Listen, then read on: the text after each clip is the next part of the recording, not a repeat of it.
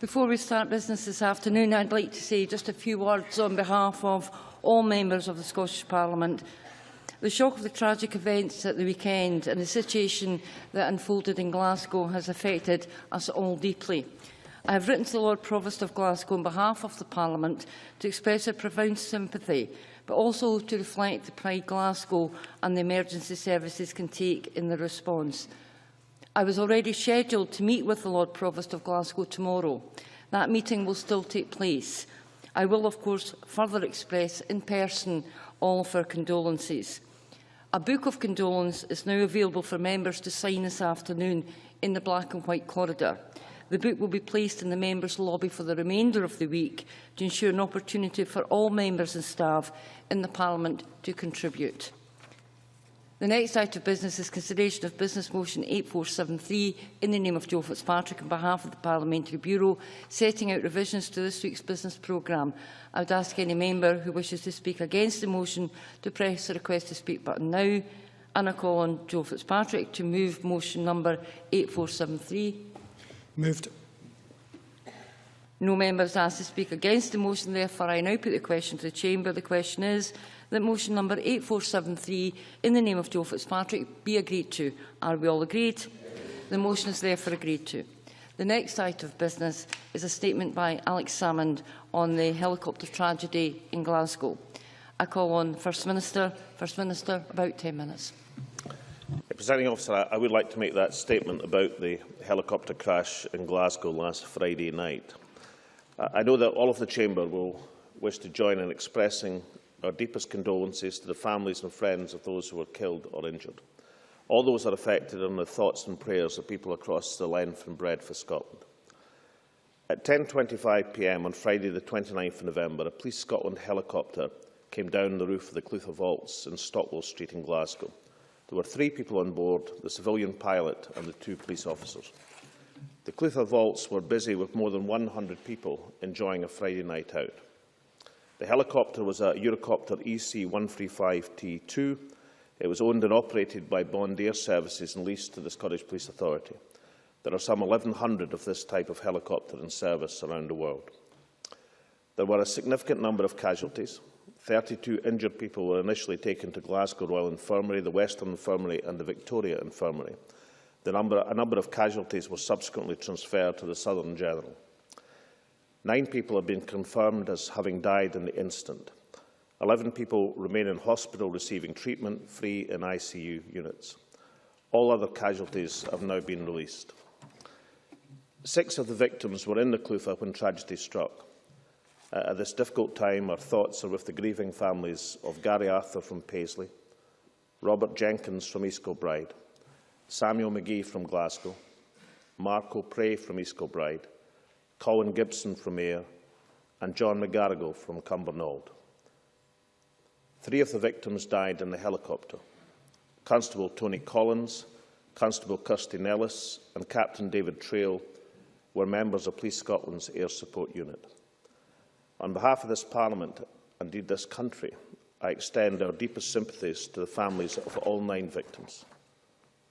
The Proctor Fiscal has concluded his work to identify those who have died, and he has authorised the release of their bodies to the families today. This will allow the families, with assistance and support, to make their funeral arrangements. As soon as news of the crash came through, a major rescue and recovery operation was coordinated by a multi-agency group led by Police Scotland. I want to fully endorse the exceptional responses of the Free Emergency Services, of the National Health Service, of Glasgow City Council and all the other agencies who came so rapidly to the aid of victims in a complex and often dangerous situation. The Scottish Ambulance Service, for example, were on scene within 1 minute of receiving the emergency call. The Scottish Police Authority's forensic service staff cancelled leave and continued to work extended hours to meet the needs of the investigation. A Police Scotland Casualty Bureau was operational from the early hours of Saturday morning to respond to over 600 calls from anxious relatives and friends. A Family and Friends Reception Centre was established by Glasgow City Council at the Gorbals Leisure Centre and then at Glasgow City Chambers. The Scottish Government's Resilience Room was activated late on Friday night, and the Cabinet Subcommittee on Resilience met on Saturday morning and twice daily since. The Cabinet Secretary for Justice and I went to Glasgow first thing on Saturday morning, accompanied by the leader of Glasgow City Council. The Deputy First Minister, who has been in charge of the ministerial response in Glasgow, visited the scene of the incident on Saturday afternoon. In recent days, the Deputy First Minister, the Secretary for Justice, the Minister for Community Safety and the Minister for Public Health and I have all met with many of the NHS and emergency services staff involved in the response. That was to offer our personal thanks for their tireless efforts. I visited the control centre, spoke to the officers and emergency staff from Police Scotland, the Fire and Rescue Service, the National Health Service and the Ambulance Service. I saw for myself the speed and the effectiveness of the immediate mobilisation of the emergency services in dealing with this tragedy. Today, with the Lord Provost of Glasgow, I met with David Goodhue, Assistant Chief Officer of the Scottish Fire and Rescue Service, and expressed this Parliament's admiration and total support for the bravery, commitment and conduct of the rescue teams. This has been a very complex and dangerous operation because of the nature of the accident and the nature of the building. The emergency services have been working to a clear hierarchy of priority. First and foremost, the rescue and recovery operation. Secondly, securing the site in extraordinarily dangerous circumstances. And thirdly, in ensuring the integrity of the evidence for future investigation. Their hard work and determination has been extraordinary. It has been typified by the specialist rescue teams who have been working in very confined spaces with the danger of future collapse. I briefed the Prime Minister on Saturday afternoon about the incident, and he expressed his condolences and sympathy. He extended the offer of military support, which was not required, but was nevertheless appreciated. Messages of sympathy have been sent from around the world and from many nations in support of the bereaved families. Her Majesty the Queen has expressed her sadness. His Holiness Pope Francis has sent a message expressing his closeness to the people of Glasgow at this time. We have had many messages of solidarity and support from governments across these islands and around the world, from Canada, Latvia, New Zealand, Malawi and many, many more. Many people in Glasgow have left flowers near the scene, signed a book of condolences or lit candles to remember the dead. The Deputy First Minister and the Cabinet Secretary for Justice attended the service at Glasgow Cathedral, which was led with such dignity and compassion by the Reverend Dr. Lawrence Whitley, who is also chaplain to the police service. It is important now that we give the bereaved families support, but also the time and privacy to grieve. Glasgow City Council has established a fund for affected families, and I can confirm that the Scottish Government will match the Council's contribution. The Council has established a hotline for those who want to make donations, as well as a dedicated helpline for those in need of support. We also need to determine what caused Friday's tragedy, so that we can learn the necessary lessons. A full police investigation under the direction of the Crown Office is now underway into the circumstances of the incident. The Crown Office and Proctor Fiscal Service have today put information on their website, which is designed to explain that process to the public. It is the task of the Air Accident Investigation Branch to carry out its investigation and determine the cause of the incident. That investigation commenced on Saturday. We expect a preliminary report within the next few days, but full and final findings are not likely to be available for a number of months. We will make it clear that it would be very much in the interests of all concerned if that conduct and investigation is carried forward as quickly as humanly possible. Any decision by the Crown Office on further inquiry must await these full and final findings from the AAIB. Finally, we must focus on getting Glasgow back to normal life. The City Council is coordinating that work with the support of the Scottish Government and many other agencies and organisations. But it is the people of Glasgow who will lead the way, just as they did on Friday night. Presiding Officer, Friday was a black day for Glasgow and for Scotland, but we can take heart in the exemplary response of our emergency services and in how people responded to adversity. We have all been inspired by the instinctive courage of ordinary Glaswegians in coming to the aid of their fellow citizens in time of need. In the immediate aftermath of the crash, we saw people not running away from potential danger, but running towards it to help. We have seen the people who were in the Clufa vaults and those nearby entering the building in the first seconds after the incident to form a human chain to help the injured to escape. There have been many, many acts of kindness and concern. The local pizza restaurant staying open all night to feed the rescue workers, the Holiday Inn Express opening its doors to support casualties, health service workers reporting for duty even when they were not on shift, Glasgow Central Mosque offering support, Glasgow taxis offering free transport for affected families, priests from the parish helping injured and relatives, the Salvation Army handing out tea and coffee at the scene, a benefit concert being organised for victims, people queuing up to give blood, and many, many more. I wish to place on record this Parliament's gratitude to each and every organisation and individual who has stepped forward so selflessly to help others. Tragedies do not define people, cities or countries. We are defined by how we respond to tragedy. As we mourn those who have died, we can also reflect on the compassion, sympathy and solidarity demonstrated in recent days throughout Scotland and beyond.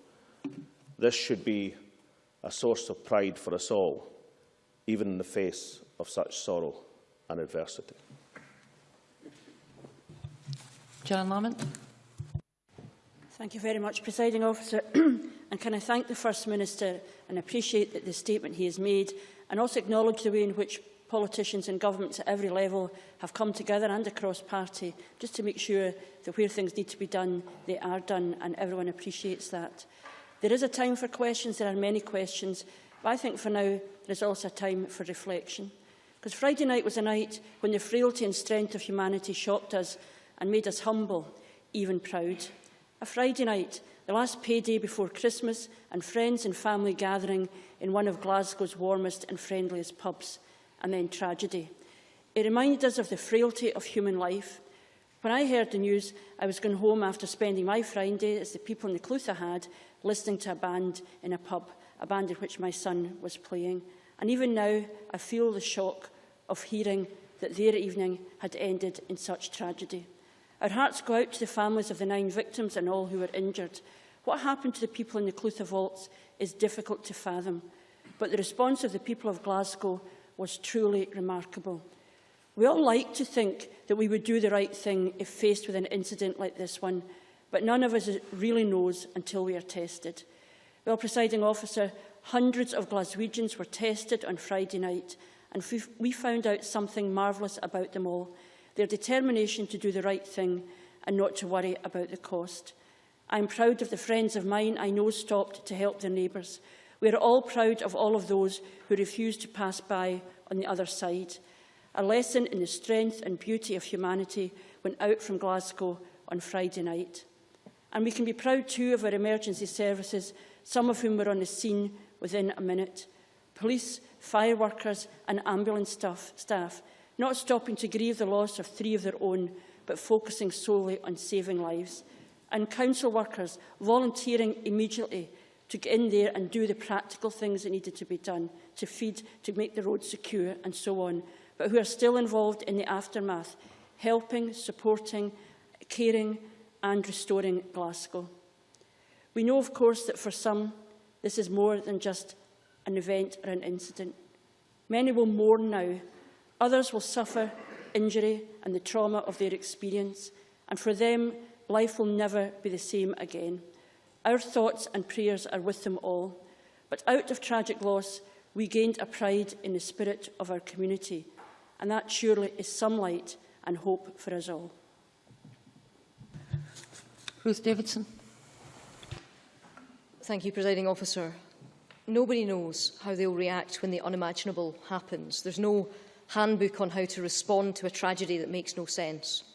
When a passenger airliner falls out of the sky above a town, when an oil platform is engulfed in a fireball, when a man walks into a primary school and opens fire, or when the rotors stop spinning on a police helicopter and it crashes into the roof of a city centre pub on a busy Friday night. Nobody knows how they will react when faced with such an unimaginable scene. In Scotland, we pulled together. What we saw on Friday were people who had escaped the wreckage of the building, turning around and going back in to help others. We saw passengers stop their cars and residents come out of their homes to join a human chain to help people to safety. We saw ambulance crews, fire officers and members of the police work through the night and the next day and the day after, sometimes at great risk, to save the living and to recover the dead. knowing that their colleagues were there in that wreckage. We saw them too form a simple, silent guard of honour as the last souls were recovered. Our thoughts and prayers are with the families and the loved ones of all those who died and with those who are injured. But our thanks go to those who ensured that that number did not rise. We saw some amazing acts of courage, of generosity, of thought and of care. The son standing vigil by the police cordon throughout the night, knowing that his father's seat was exactly where the copter fell, and never contemplating that a son's place would be anywhere other than where he was, waiting on the worst news that he would ever receive. The hotel opening its doors without question to the injured and to the exhausted, the pizza shop operating through the night to make sure those helping at the scene would receive hot food, and the taxi firm waiving fares so that relatives can make hospital visits for free. I would also like to put on record my thanks to the First Minister for speaking for Scotland on Saturday morning and again today, and to a council which spoke for all of the city. Gordon Matheson and his team didn't just coordinate the work, they set the tone and they reflected the mood of a Glasgow in shock. Cancelling St Andrew's Day events because respect was more important than cost, feeding police, fire and ambulance workers at the scene, setting up a family reception centre as news filtered through, and immediately offering financial help for anyone suffering hardship as a result of what unfolded. Presiding Officer, the city slogan is that people make Glasgow, and on Friday night and thereafter, people's first, last and only thought was to help. No matter the risk, no thought to themselves, just what can we do? All of Glasgow will mourn Friday's events, and all of Glasgow gives thanks. This week, Glasgow stood together. Alison McInnes. Thank you. On behalf of my colleagues, I would like to join members from across the Chamber in extending our heartfelt condolences to those who lost loved ones in the accident on Friday. It is hard to comprehend their loss. And our best wishes go out to all the other people who have been caught up in this tragedy, particularly those who remain seriously ill in hospital. It should have been a Friday night like any other at the Clutha Vaults Bar, an opportunity to listen to some live music, to catch up with friends and family or have a drink with colleagues after work. What occurred could not have been more unexpected. The vibrancy of a seemingly ordinary evening brought to an end in tragic circumstances. And yet, in the saddest of situations, we have seen the very best of the people of Glasgow. Courage, compassion, character. From staff and customers of the Clutha, passers-by, and of course our emergency services alike. From those who formed a human chain to carry people out of the bar, to the hotel staff over the road who opened their doors to help in any way they could, from staff who rushed into hospitals to attend to the victims, to those working tirelessly, painstakingly, day and night on the complex rescue and recovery operation. Where the community first came together to respond, they now comfort and care for one another, united in grief for family, friends and colleagues. As well as continued support, the bereaved need information and certainty about what led to the loss of their loved ones. And that is why the investigation must now be given the space it needs to determine exactly what happened, ensuring everything possible can be done to try and prevent such a tragedy occurring again in the future. Patrick Harvey. Thank you. On behalf of my colleagues and myself, can I also offer our deepest condolences to those who have been bereaved, our concern and best wishes for those who remain injured as the dedicated people of our National Health Service support their recovery, and our thanks to the emergency services and to everyone on the scene who reacted with the instinctive concern for the well-being of others around them. Also our relief that in large part due to the instinctive response I've mentioned, that so many did escape physical injury, though no doubt the shock and trauma of surviving will stay with them throughout their lives. I think it's worth also saying that there are many in the Scottish media who are due real credit for their work, not only in reporting the facts to a shocked city and country in the midst of such distress, but also for exploring sensitively the feelings of those affected. Presiding Officer, this tragedy has taken place as Scotland was preparing for the festive season. Over the weeks ahead, I doubt there will be many of us in Glasgow, in Scotland, or indeed far beyond, who won't find ourselves gathered together with friends and family, feeling very differently this year about those celebrations. We'll be all the more aware of our vulnerability, but also of how much we value one another. At such times, I'm sure we will all keep in mind, keep in our thoughts, those who have been lost on Friday night, and also those who will live on. The constituency member, Sandra White. Thank you very much, Presiding Officer. Having attended the scene and spoken to many of the people who were there, may I echo the comments of the First Minister and the leaders of the opposition parties and thank everyone for their heartfelt contributions. The tragic incidents at the Clutha has affected all in my constituency and beyond, and my sympathies go to all who have lost their lives and their loved ones who grieve for them. The courage shown by the emergency services and the people of Glasgow is nothing, I think, short of heroic, and I pay tribute to every single one of them. It's said that Glaswegians are resilient, and yes, they are. They're also very courageous, as has been proven by Friday night's incidents. And that courage and that resilience will help us through the sad days coming up and beyond that as well. Thank you very much, Presiding Officer. First Minister. Just as Presiding Officer, that everyone has spoken of the extent of the incident and the response. The impact of this incident felt most immediately by those who are bereaved, by those who have been injured and their families, but the impact will be much, much wider. And I've been struck in the contributions made today and in speaking to many people in Glasgow that the extent of an impact of an incident such as this is a very wide-ranging thing indeed.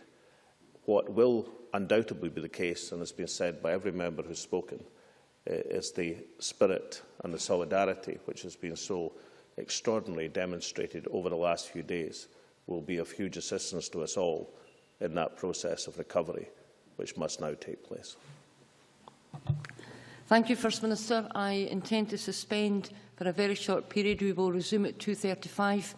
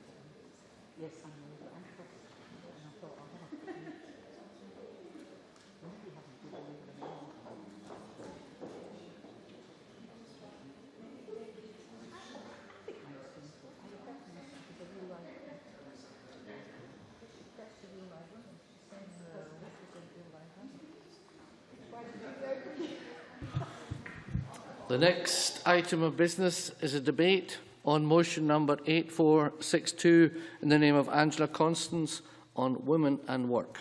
I'd invite members who wish to speak in the debate to press the request to speak buttons now or as soon as possible, and I call on Angela Constance to speak to and move the motion. Minister, you have 10 minutes, please. Thank you, Presiding Officer. This year marks the 100th anniversary of the death of Mary Lily Walker, a native of Dundee. The city is understandably celebrating the life of this remarkable woman who introduced groundbreaking social and health care reform. 100 years on, we've seen a huge change to the lives of working women.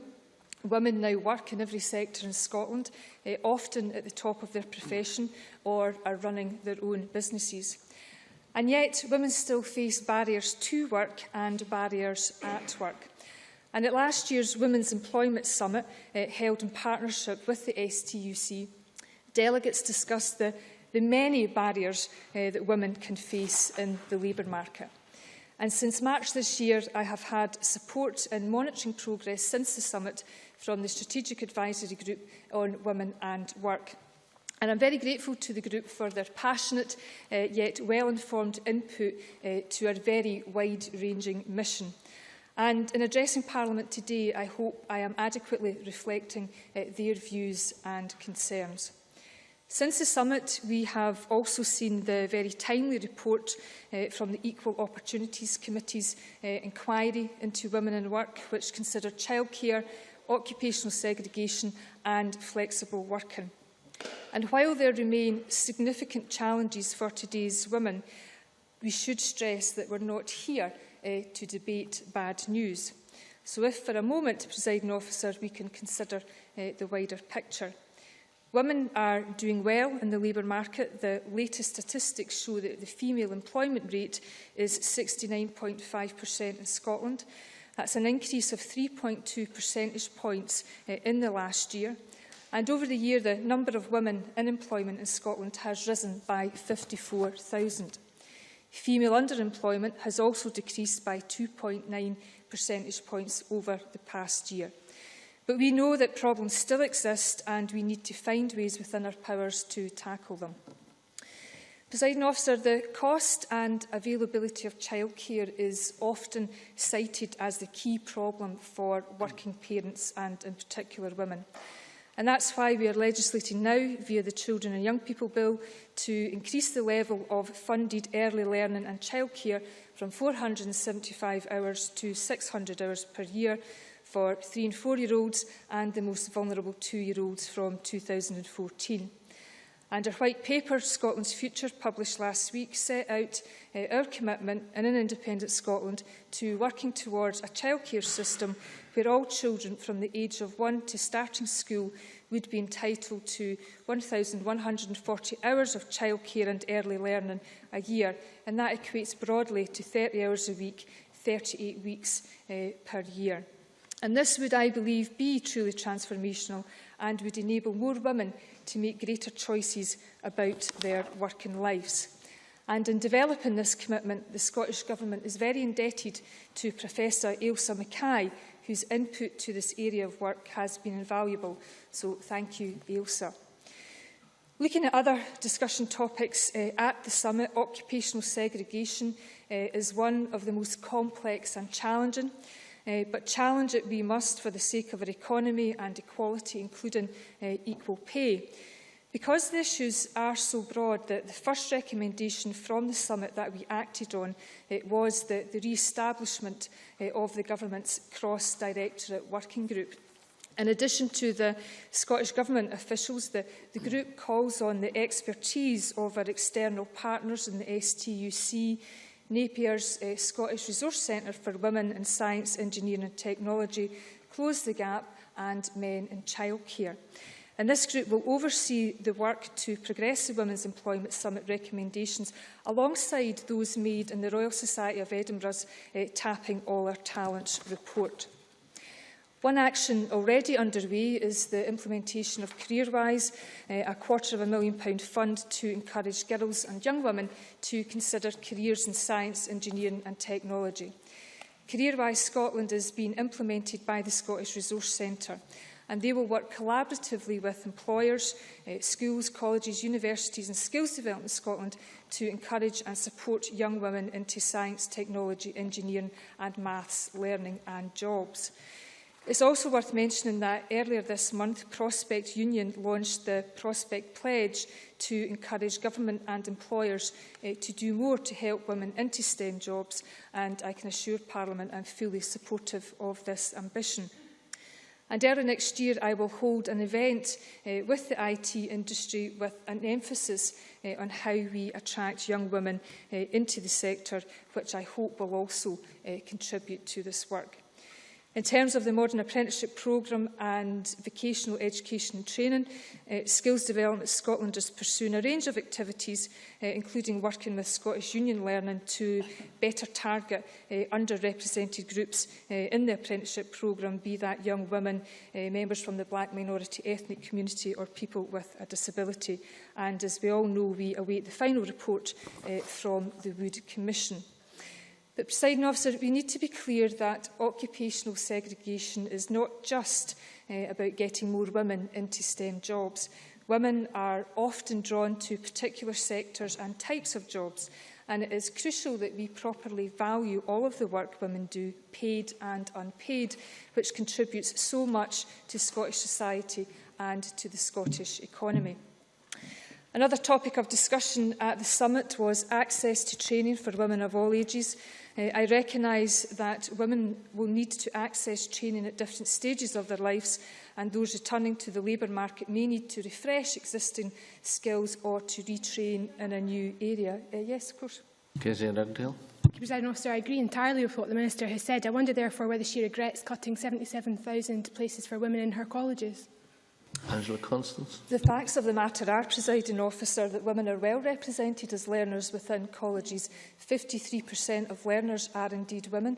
Women make up 51.5% of the population. And I actually think, given what we know about the barriers to women participating in the labour market, that it's absolutely crucial that women get access to learning that is economically relevant, and it's going to give them access to well-paid and fruitful careers. On another matter, can I say, Presiding Officer, that I have asked officials to identify any barriers to training that women face and to explore how these can be addressed in full. And as part of this work, I'm very pleased to advise Parliament that through the Energy Skills Challenge Fund of Peto and Fife College, who are specifically targeting women for courses due to commence in January 2014. And the Scottish Government will also pilot an offer of childcare support as part of these courses. I'd like to move on to... certainly, Mary. Scanlon. Yes, I welcome you asking the officials to look into some background. Can I also ask if your officials are looking into why the average spend per male apprentice is 53% more than females? Absolutely, and that is an issue that has been debated and discussed within this chamber and also within the strategic group on women and work and amongst the occupational segregation group. We know that men are more likely to be in apprenticeship frameworks such as construction and engineering, which take longer to complete and are often at a higher level. But as I said earlier in my remarks, Mrs Scanlon, that we do indeed want women to be having access to opportunities in a variety of sectors, including those sectors where women are currently underrepresented and sectors that can lead women to long careers and careers that will help to address things like equal pay. Presiding Officer, I want to move on in the time I've got left to speak a little bit about women in enterprise. In Scotland, only 21% of small to medium-sized enterprise employers are women-led. And following last year's summit, we facilitated a series of workshops chaired by Professor Sarah Carter of Strathclyde University and Jackie Briarton of Women in Enterprise Scotland. And a draft framework for action by Scottish Government and our partners has been produced, and we anticipate this being completed by the end of the year. And figures provided by Sarah show that if women in Scotland were to start businesses at the same rate as men, the economic growth could be as high as over 5%. And I think that demonstrates the importance of addressing the enterprise gap. Presiding Officer, the challenges for women in the workplace are many and varied, and in the short time available, I haven't been able to cover all of the work underway by the Scottish Government and our partners. I hope that my colleague Shona Robertson will be able to address in her concluding remarks some of the wider equality issues and issues in and around women's participation in boards and broader participation in public and corporate life. I've not had time to touch on the excellent work led by Professor Patricia Finlay on research and analysis, but there's some good papers on the Employability in Scotland website. And if I can close on a personal note, Presiding Officer, in saying I want to assure Parliament that within the scope of the powers we currently have, we are taking steps across all areas of government to tackle the barriers to employment or progression that women face. I, for one, certainly want to do more, and that's one of the many reasons I want to bring powers home to this Parliament, is so that we can make a practical and long-lasting difference to the life of women. Many thanks. Now call on Kezia Dugdale. Up to 7 minutes, please. Thank you very much, Presiding Officer, and I welcome the opportunity to debate women into work. Can I first of all commend the ministers who've signed the motion for coming together to address this issue as women, and I would say that to Aileen Campbell as much as Angela Constance and Shona Robertson together. I think when they do that, it's very powerful. I think that their mission and indeed their motion, however, lacks a degree of ambition, and I tend to outline today why Labour would be much bolder and why we'll continue to push the government on this issue. I want to talk about the role of women in the economy more generally, and I will touch on childcare. But let's start with the government's motion, though. It says, and I quote, that there is a potential economic impact from enabling women into the labour market. A potential. Why so timid? I've shared platforms with Angela Constance and Shona Robertson to discuss issues around women and their role in society. I know they are both self-defined feminists committed to the cause. I want them to get angry and demand equality, to talk about the patriarchy in a way that's not defined by borders, not defined by the Constitution, to state with doubt or hesitation that our economy is weakened because women are just not equal players in it. That's why the Labour Amendment leads with an aspiration for full gender equality. The government's motion also references the White Paper, which I can assure the front bench I have read thoroughly. 170,000 words, and women only get 39 of them. No mention of occupational segregation, no mention of equal pay, no mention of flexible working, of low pay. The words gender equality appear only in connection with their international development responsibilities. If independence is key, where is the compelling vision for a more equal and just nation for women? If you follow the logic that an independent Scotland would have a written constitution where rights are enshrined, why no mention of women? The government tells us that social rights to a free education and prescription charges can be enshrined, but there's silence when it comes to a political and economic right to gender equality. We are promised Doctor Who and our own Eurovision entry, but not equal rights as women. The White Paper lacks an ambition that's grounded first and foremost in equality, and it's so far failed to capture the imagination of women. Of course.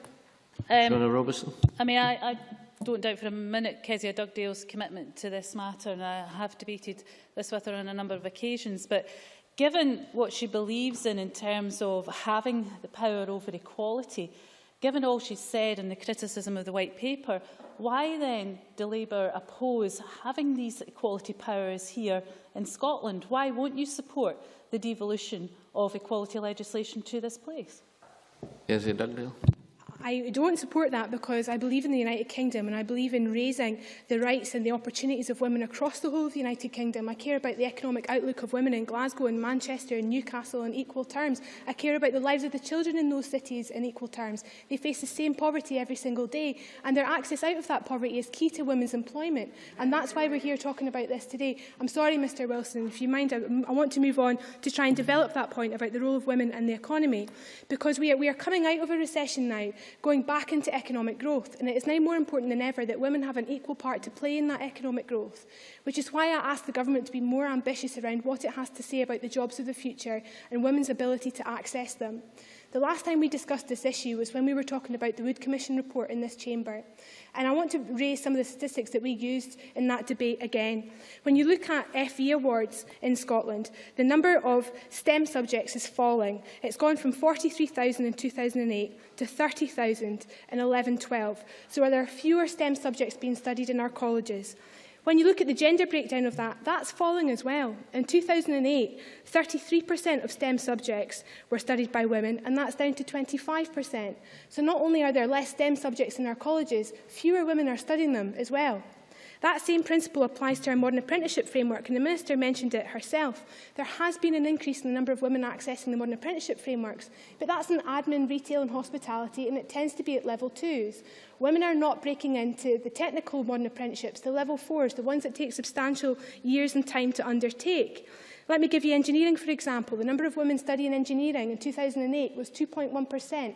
It's 2.6% now, less than 0.5% progress under the government that we face today. It doesn't even stop at modern apprenticeships. Look at today's PISA statistics.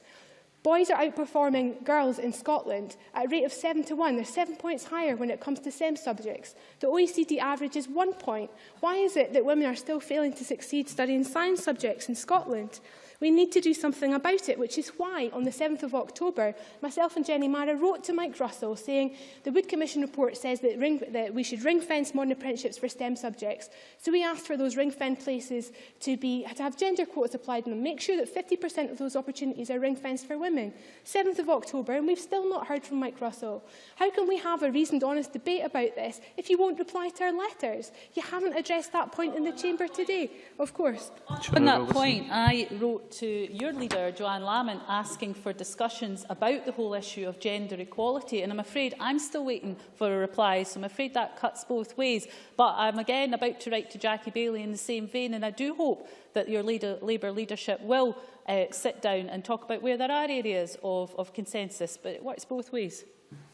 So the rebuttal is a blame game rather than keen to address the reality of the situation.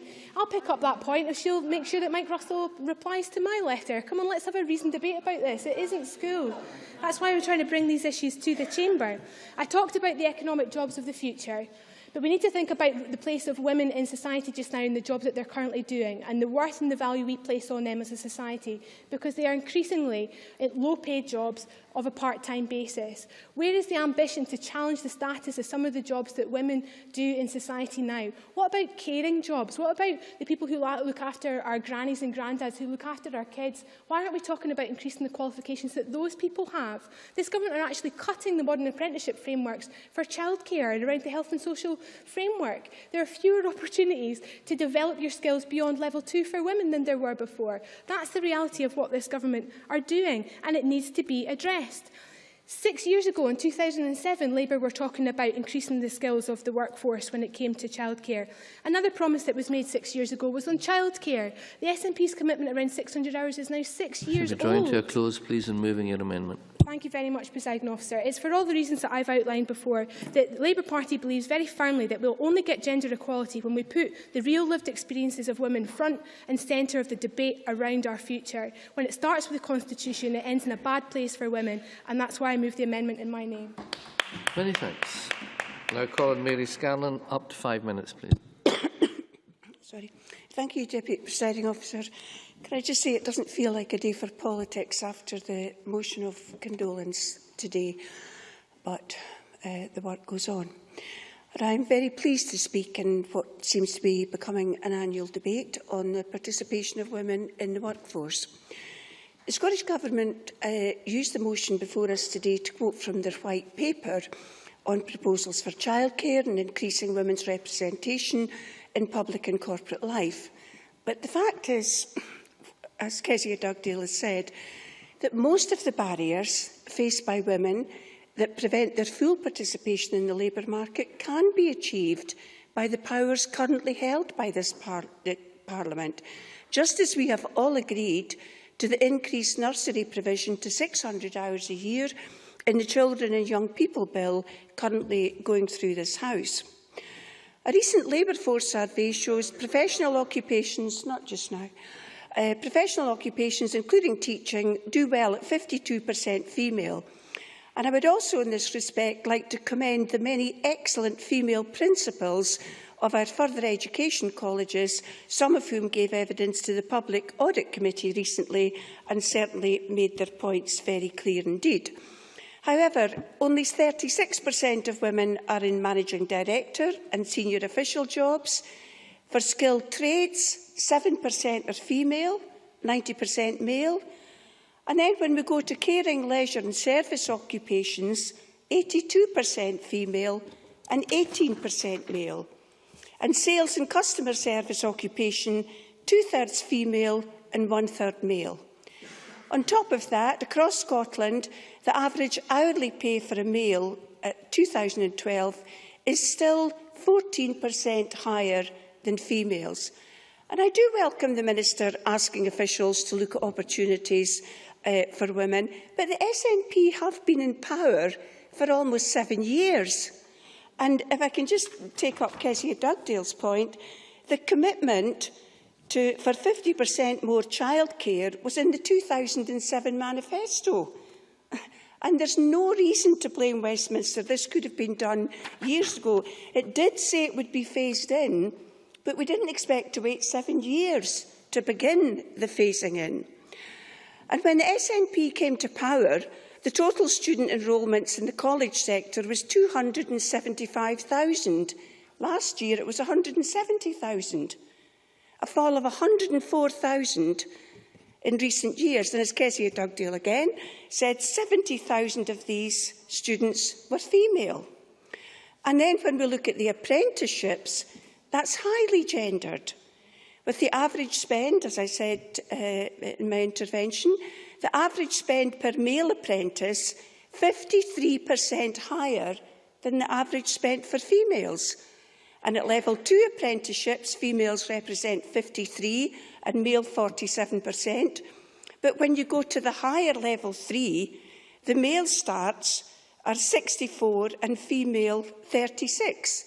So for every 2 male apprentices in this more thorough, intense training, for every 2 men, it's 1 woman. And last week, and I know the Minister was in attendance, at the cross-party group on colleges, we heard from Ken Mulroy, the regional lead for Aberdeen and Aberdeenshire, as well as Sir Ian Wood, on his proposals, which we all support. And I'm very pleased to support them. But not only has the total headcount of students on school-college partnership activity fallen from 64 to 20,000 over 4 years, but the funding for these partnerships, which are opportunities for young women to get a taster of professions and trades and training, the funding has fallen by 1/3. And in terms of gender bias, the Equality and Human Rights Commission research shows gender biases uptake of certain frameworks mean that in Scotland, not only is the average spend per male apprentice 53% higher than females, but the modern apprenticeships taken up by men are double the duration of those taken up by women, suggesting that men receive far more training in modern apprenticeships. So in terms of equality, if females are not getting the opportunity for training that men are getting, it is hardly surprising that we have increasing inequalities throughout life. Many thanks. We now move to open debate. We're very tight for time today. Christine Graham to be followed by Siobhan McMahon. Up to 4 minutes, please. Thank you, Deputy Presiding Officer. I left the stats to be battled out in the front rows there, although it is of concern the demarcation of jobs. It continues to this day, and I think it's much more complex than government policy or even legislation. There's much more going out in the culture there that stops girls taking science, and I speak to someone who took science and maths at school and got the prize in 5th year. So it was happening then. Yes, you're surprised, but then I have many surprises. I'd like to focus, however, on the Labour amendment, much of which, apart from the obligatory reference to the UK, is reflected in Scottish Government policy now and in the future. I don't know why the amendment in Kezia Dugdale's name think the Government's debate is not, and I quote, centred on the real-life experience of women, but the Constitution. I wasn't aware that the Constitution was some kind of pure, self-contained, detached concept that had nothing to do with political change. That's really what it's all about. It isn't self-determination for its own sake, but to do things with. I've only got 4 minutes, I'm sorry.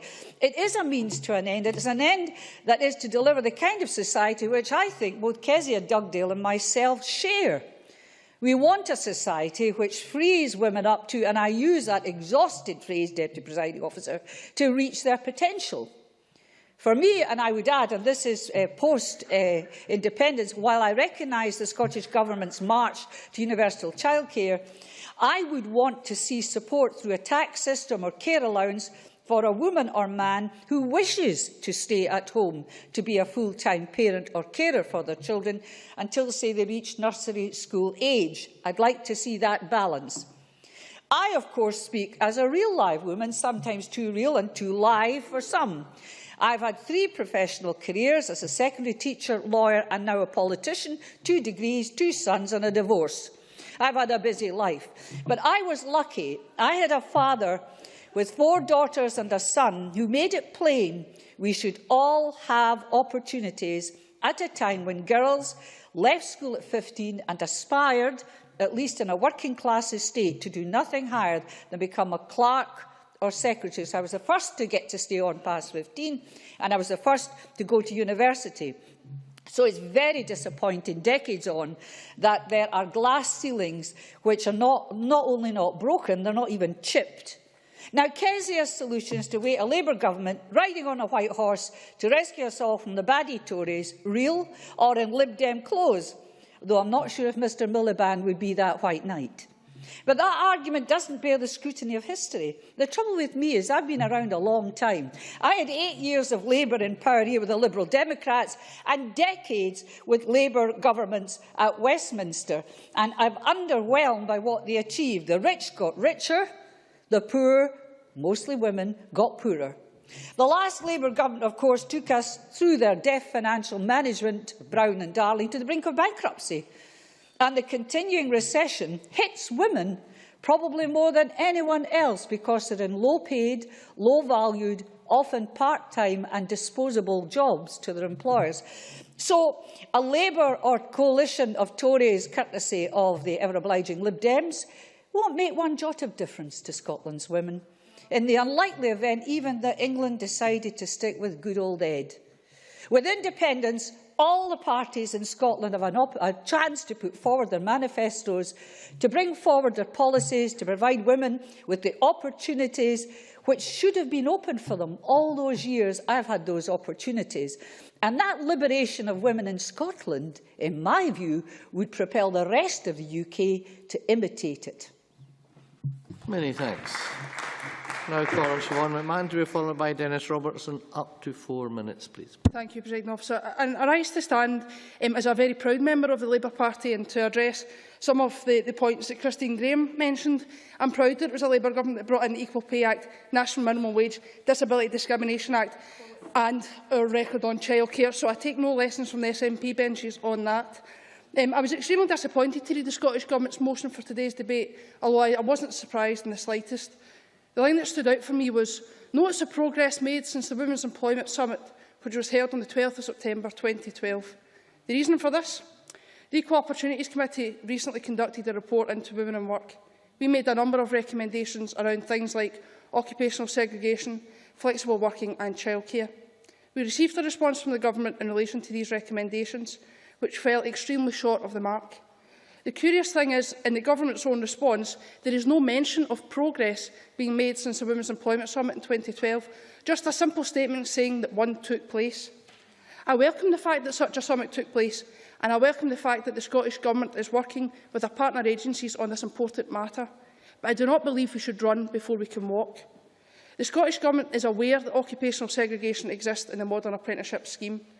I fully recognise that this is an unintended consequence of the scheme. However, the committee stated in a report that we remain concerned about occupational segregation in the modern apprenticeship scheme, an issue we raised in our budget report in December 2012. There is a gender imbalance in that women are not making it through levels 3, 4 and 5 of the scheme, an issue on which we seek Scottish Government comment. Yes, absolutely. Constance. I really just wanted to remind Ms McMahon that in the Scottish Government response to the Equal Opportunities Committee, we actually agreed with the recommendations and agreed with the specific recommendation to undertake a marketing campaign very much looking to target young women and to get more young women into apprenticeships. And I'm just getting to that point. So yes, absolutely. But you still haven't answered the question about the funding that has been put to you twice. But nevertheless, obviously, we sought your understanding on that. And I know that the Government have agreed to the awareness campaign. Therefore, I would welcome more detail from the Minister in her closing speech on how this is going to be achieved, such as how it will be run, who will be targeted, how will they be targeted, and how long the campaign will last. How will the Government measure the success of such a campaign? If we are truly to speak of progress in this area, we need action rather than modern words, however agreeable those words might be. I know the Scottish Government's superficial manifesto commitment for universal childcare is set out in the White Paper. I have to tell the Chamber that this is a promise that has only angered people who are asking for help now. I'm currently trying to help a couple who have had problems accessing childcare. This man and wife both work full-time and they are parents to 5 children, aged 6, 5, 3 and 2 years and 8 months. They know that they will have to pay for their child's nursery education. However, that's not the problem. The couple have made a simple request asking that all their children be placed at the same nursery school, a request that has been turned down on repeated occasions. The couple are more aware of their entitlement. They are aware of what this Parliament has the power to do, and they are confused, upset and angry that this Government has done very little to help them and their situation. Of course, I have told them that if they vote yes in the referendum, this will all be sorted for them. You can imagine the delight they had when I told them that. The couple are aware that the Scottish Government have pledged to extend free statutory early learning childcare for 3- and 4-year-olds to 600 hours per year. But they know without the crucial words flexible being added to this promise, it will mean very little in reality to them. In the Equal Opportunities Report, we asked the Scottish Government what action it can take towards and to outline a timetable for the introduction of a statutory right to childcare, including older children and disabled children. The answer seems to be that the first steps to this have to be taken with the Children and Young Persons Bill. I'm extremely disappointed with this response, given the proposed bill doesn't mention disabled children at all. It also makes no provision for after-school care, something that many parents and guardians have problems securing. The Scottish Government has a moral obligation to do what they have promised. We need action that is required now, not later. Many thanks. I now call on Dennis Robertson to be followed by Jane Baxter. Thank you very much, Presiding Officer. It would appear that occupational segregation and inequality has happened since the SNP government came to power in 2007. Presiding Officer, inequality and occupational segregation has been around a long time. And I think, as Christine Graham was actually suggesting, it's a cultural shift. It's not just policies that needs to change. It's not just the government that can put forward a policy and recommendation. We need to look at what is happening within our education system. And it's a cultural shift. Opportunities are there for young women and girls, but perhaps they're not encouraged to take up those opportunities. Presiding Officer, I come from a very affluent part of Scotland in the North East. Last week, I was asking the Minister about the provision of more opportunities for women and young girls in the oil and gas sector. It's not the government can't force the private sector, but we can actually ask the private sector to take responsibility. We can encourage the education departments to start seeing in the subjects that girls and boys are taking, to look forward to have ambition, to have that aspiration to perhaps break through that glass ceiling that Christine Graham mentioned. There are opportunities, and in my own constituency it is taken to the schools, and at S2 level there are modules there that the young girls get involved in. They are now aware of the opportunities that are there for them. But they need to be encouraged, not just by government, and not just by their teachers, but by their parents. Yes, Dugdale. Thank you, Presiding Officer. I wonder if the member could tell us that if a government isn't responsible for leading a cultural shift in society, who is? Dennis Robertson. I think the member is slightly off the mark. I'm not suggesting a government isn't responsible. I think governments are there to put down the policies to move things forward. But we also need the encouragement of our education department, the encouragement of our parents to move that culture on, Presiding Officer. I'm very proud that we have made progress, and there is significant progress. There is more women in work. There are more women taking up opportunities in the modern apprenticeship. I welcome the opportunities through CareerWise, and the opportunities are there. I congratulate Aberdeen International Airport for appointing an MD, a woman MD, as in Glasgow Airport. But these opportunities are too far apart, too basically there to say that women have the ability. Yes, but it's the flexibility we need within the employment sector. And I would urge the public, private and third sector to look at flexibility for our women going back to work. But flexibility doesn't mean actually having to go to the office at 9 o'clock and be there till 5. Flexibility is looking at the needs of that person going back into work. And that could well mean having the flexibility for working at home for part of that time. But to work at home in some areas of Scotland, you need the connectivity. And I would say to the Minister, when she's summing up, is to look at the barriers that do exist, out with just the opportunities, because there's an infrastructure barrier. There's an infrastructure barrier which is actually holding a lot of women back in some of our rural communities and engaging at the level of employment that could potentially be there. And I think it's right that we say there is potential for our women, because it is potential. Should we draw to a close, please? But it is about choice, Presiding Officer. And women, I believe, want the choice to get back into our employment sector. Thank you. Many thanks. I now call on Jane Baxter to be followed by John Mason. Thank you, Deputy Presiding Officer. I'm grateful for the opportunity to speak today on the issue of women in work. For I have been a woman who works since I was 20, when following my decision to drop out of medical school, I thought I would opt for a simpler life and just get a job. But being a woman who works is seldom simple, and I've learned from myself the challenges of balancing the demands of family life with holding down a job, returning to work as a mother of young children, eventually returning to education as a part-time student and getting a degree 20 years after I first went to university. And now, as a gran who works, I'm an essential part of the childcare team and childcare rota, which make it possible for my daughter-in-law to have a job. So I'm fully signed up to Labour's amendment, which states the need to focus on the real lived experience of women. Too many women in Scotland are underpaid, underemployed or not employed at all.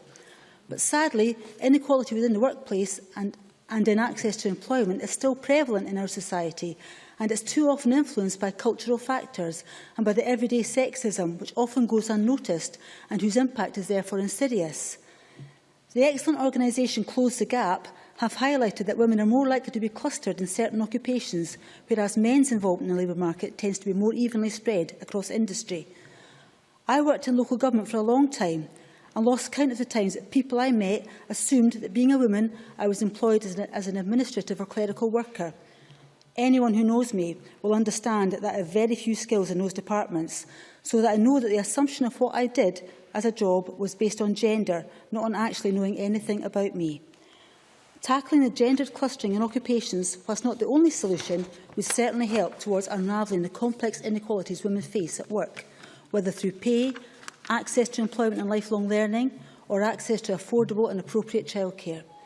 Scottish Labour has previously called for the implementation of gender quotas in STEM subjects, and particularly in modern apprenticeships. We know that the Wood Commission report has recommended ring-fencing modern apprenticeships for STEM subjects, and I hope that this suggestion is taken forward by the Scottish Government.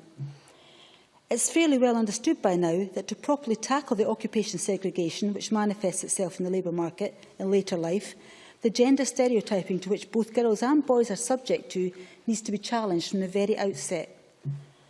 The contributing factors towards occupational segregation are many, but the divide which still exists along gender lines in modern apprenticeships is starkly illustrated by examining the breakdown by gender of 2012's modern apprenticeships.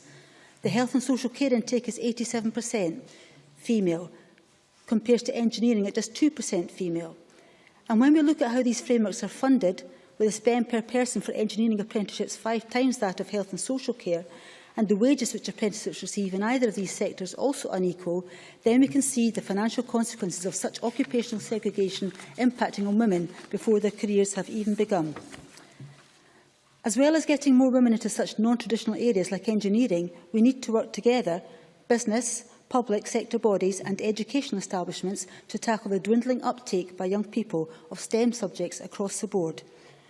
Colleagues across the Chamber will be unsurprised that I want to highlight an example of this from Fife.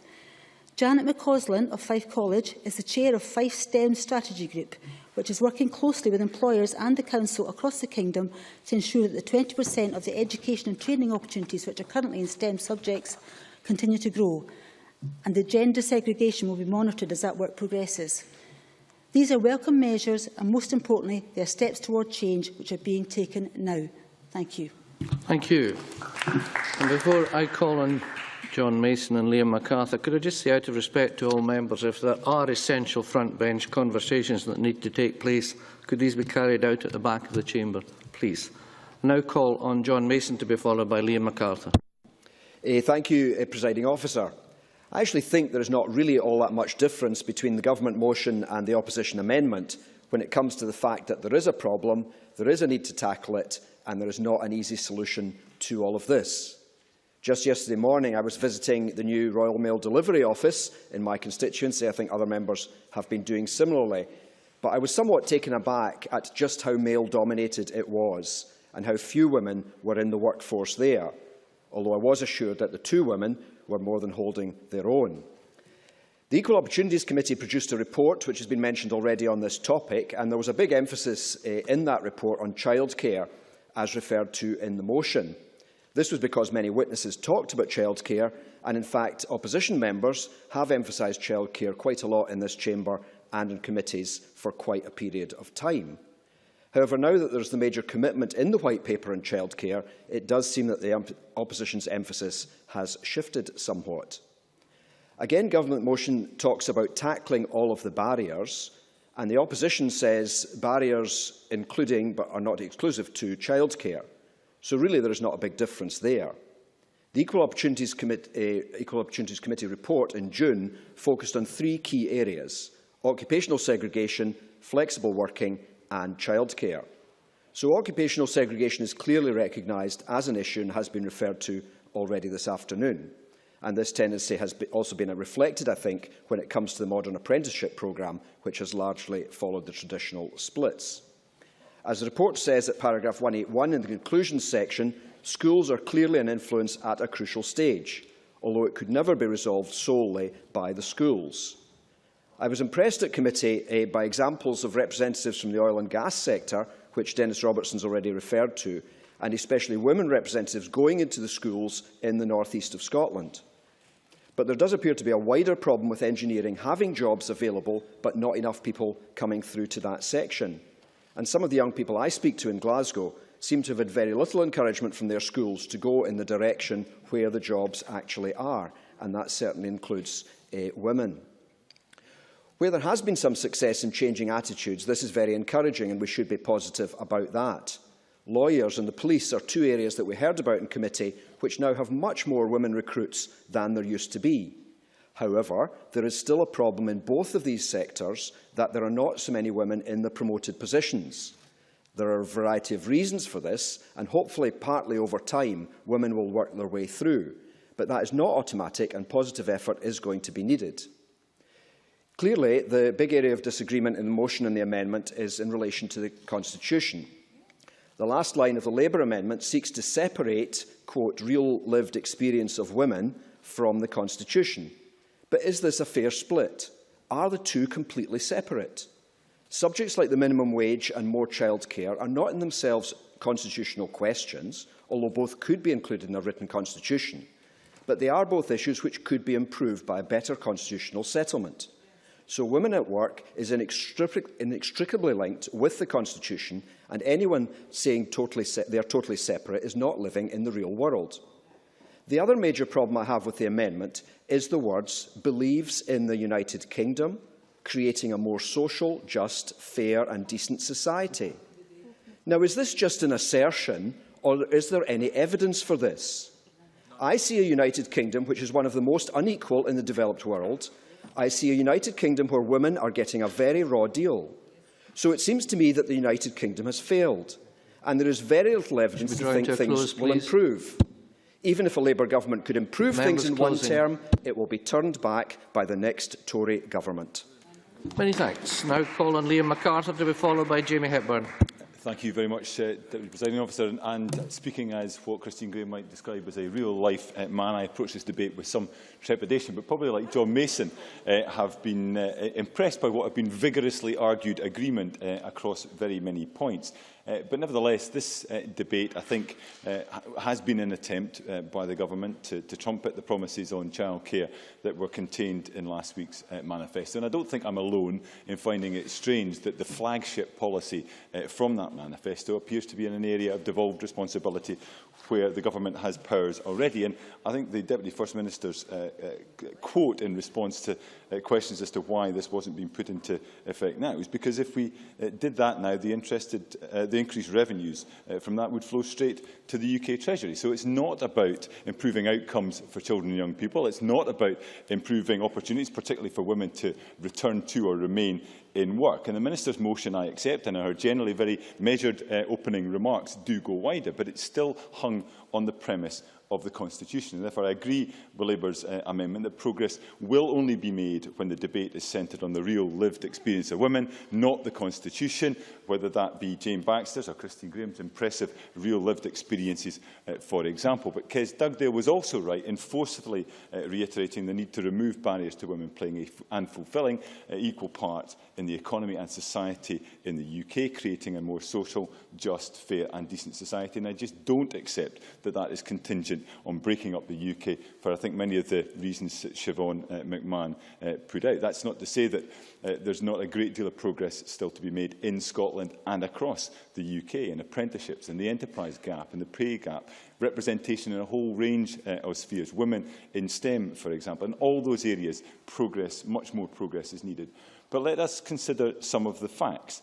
427,000 more women are now in employment, almost 100,000 more in self-employment since 2010, notwithstanding Ms Constance's remarks about closing the enterprise gap. Creating jobs must be the most effective way of helping with the cost of living. And while low pay is an issue, we have seen 1.5 million women taken out of paying income tax at all with the £10,000 personal tax allowance. More flexibility has been introduced into rules over parental leave, unlocking potentially female talent into the labour market and also providing a fairer balance between men and women. And on the new single-tier pension, where we're getting proper recognition of the years spent raising children, I believe that is much fairer to women who currently receive considerably less state pension on average than men. But the government is right in pointing to childcare as one of the ways that we do unlock that potential as well. And I have, on many occasions, welcomed the provisions in the Children and Young People Bill in extending childcare and early learning for 3- and 4-year-olds. But all the evidence shows investment before the age of 3 delivers the biggest returns, and that gaps are already opening up that may never be bridged. Extending to 40% of 2-year-olds from the poorest backgrounds early learning and childcare south of the border is already benefiting 92,000 2-year-olds south of the border. That will rise to 260,000 by next year. I don't have time, I'm sorry. Members in his last minute, I'm afraid. Children are benefiting from that, parents too, particularly women. And the opportunity is there for the Scottish Government to act through the Children and Young People Bill. It has the powers, it can make the choices to deliver the resources, it needs the political will, not constitutional change. As Siobhan McMahon was quite right to say, I'm not sure that women in Scotland will understand or take kindly to having their needs and those of their children held hostage while Scotland is put on pause for the referendum. Thank you. Many thanks. Now call on Jamie Hibburn to be followed by Margaret McCulloch. Up to 4 minutes, please. Thank you, President Officer. And, at the outset, I want to set out my reason for taking part. I am the father of a young daughter. I have 2 young nieces, and I aspire for them to be able to grow up and live in a society where their opportunities are not determined by their gender, and also recognise the hugely positive impact of hugely positive economic impact of women are able to participate in the workplace. So it's very important we consider how we remove barriers to that. I do want to focus on the amendment before us, though, and at the outset, let me say I recognise very much Kezia Dugdale's personal commitment to this issue, but I disagree with the amendment, not in all of its tenor, and I think John Mason made that point, but in some of its inference. In the first section that talks about childcare, I think there's somewhat of a suggestion inherent that the Scottish Government doesn't recognise that childcare isn't the only important issue in this regard. I would refer Ms Dugdale and other members to the Government's own motion, where it talks about tackling all the barriers faced by women that prevent their full participation in the labour market. The Government has also taken a range of measures using the powers it has now, so let's not hear anything about Scotland being on pause to try and encourage women into the labour market. I won't, I'm afraid, Ms Dugdale, because I don't have much time and I want to make a number of points. Ordinarily, I would have. I think also the sentiment of the amendment seems to lessen the role of childcare. In my own experience, my wife and I have secured excellent childcare, and it's enabled my wife to remain in work, and she is hugely helped in that regard by the generous scheme of support from her employer, and she might not have been able to have remained in work, President Officer, without that support. So I think that certainly my own experience underlines the importance of childcare in this debate, and I would look at the Equal Opportunities Committee report that has been mentioned, and they certainly mentioned and highlighted the importance of childcare. I mean, to be fair, Ms Marr, my answer is the same to you as it is to Ms Dugdale, with respect. Personally, President Officer, previously I've hosted an event at this Parliament in conjunction with Save the Children, and many parents with young children struggling to secure childcare came to that event, many of them young women in their late teens and early 20s, often raising a child on their own. They want to work, they want to study, and they struggle to be able to do so. That's why the extension of childcare we're seeing with the Scottish Government now is so important. And I think the transformative vision that's set out in the White Paper, I know it's been denigrated by some members, but I think it is vitally important. It will put Scotland in a position akin to the Nordic experience. And let's not forget, in Denmark, 79% of mothers with children under 6 work, whereas the UK figure is 59%. And I absolutely understand the urgency of now, the point that has been made by Siobhan McMahon, but we also have to think about the future. We don't need to think just about the generation of children now, but we also have to think about the generation of grandchildren and subsequent generations to come as well. And can I also say to Liam MacArthur, we can have all the policy-making leeway we want, but when it's constrained by other factors, when we don't have exercised any leeway in the policy and budgetary assumptions made by the UK Government, the reserved areas, we don't essentially have control over all of the resources in the country. We don't have the money to pay for the policy that the Government wants to put in place under the devolution. It's the perfect example, Presiding Officer, of devolution being power retained. I also want to focus on the other element of the amendment. I know I only have 30 seconds in relation to the Constitution not being important. The Constitution is important, Presiding Officer, because it's not about changing flags. It's about 3 things. It's about where power lies, who has the power, and what they're doing with power. And all these things affect the real lived experience of men, women, and indeed men as well. And what we see emanating from south of the border tells me, and I think should tell every member in here, that we need the powers in our hands, not down in London, where they're damaging the prospects of women. Many thanks. Now call on Margaret McCulloch, after which we'll move to closing speeches. Up to 4 minutes, please. Thank you, Presiding Officer. I would begin my remarks today by saying that I think this is a timely opportunity to consider the Women in Work agenda. That's not just because of the topicality of childcare in last week's business, but also because it's been well over a year since the joint Scottish Government STUC Women's Employment Summit in September 2012. The Scottish Government also recently submitted its response to the Equal Opportunities Committee report on women in work. In recognising many of the welcome comments in the Scottish Government's response, I do also want to stress that there are areas where more could be done with the powers that this Parliament already has to address women's unemployment, underemployment and inequalities in the labour market. On occupational segregation, the committee noted many examples of good initiatives being undertaken across sectors, across education, industry and government, and heard suggestions as to how further actions could be taken. In particular, the committee stressed the role that schools could play, bringing industry representatives into education and presenting a more accurate and holistic view of the job opportunities that are out there. Occupational segregation is manifest in training too, with the committee expressing concerns about a gender imbalance in modern apprenticeships. I would welcome the commitment given to an awareness-raising campaign to challenge some of the stereotypes and assumptions behind that imbalance. However, I think it's also important to point out that some committee members felt the government could have produced a stronger response. On flexible working, the committee made some strong recommendations. Ultimately, the legislation around flexible working is reserved, but the Scottish Government is accountable for its own employment practices, and the wider public sector in Scotland should be accountable for their practices too. The public sector itself should aim to be a good employer, leading by example and promoting flexibility for families. Public sector jobs should be subject to a presumption in favour of being advertised as suitable for flexible working or being filled on a part-time basis. Crucially, flexibility in employment should not be code for a reduction of employees' rights. It should mean a genuine accommodation between employers and their employees. On childcare, the committee was clear that childcare should be viewed as an investment in an infrastructure that supports our children's futures, not just the practical needs of their parents. We know that improving maternal employment can reduce child poverty. It's not the whole picture, but it's a big part of it. We have to create options for parents to help them achieve a work-life balance that supports employment, brings down poverty and improves the quality of life. In some ways, the prominence of childcare in last week's debate was welcome, but let's not forget that the Parliament has the power to act now. And let's remember that the extension of childcare provided in the Children and Young People's Bill was first promised well in advance of the 2007 election and is now only being considered in Parliament. Whatever the outcome of the constitutional debate, I hope that Scotland can move to a position where transformation of childcare becomes a reality. And I hope that we can eradicate the inequalities in the labour market which hold too many women back. But, Presiding Officer, we don't need independence to start us in that journey. We just need to show the will and make it happen now. Thank you. Many thanks. And we now move to closing speeches, and I call on Mary Scanlon. Up to 4 minutes, please. Thank you, Deputy Presiding Officer.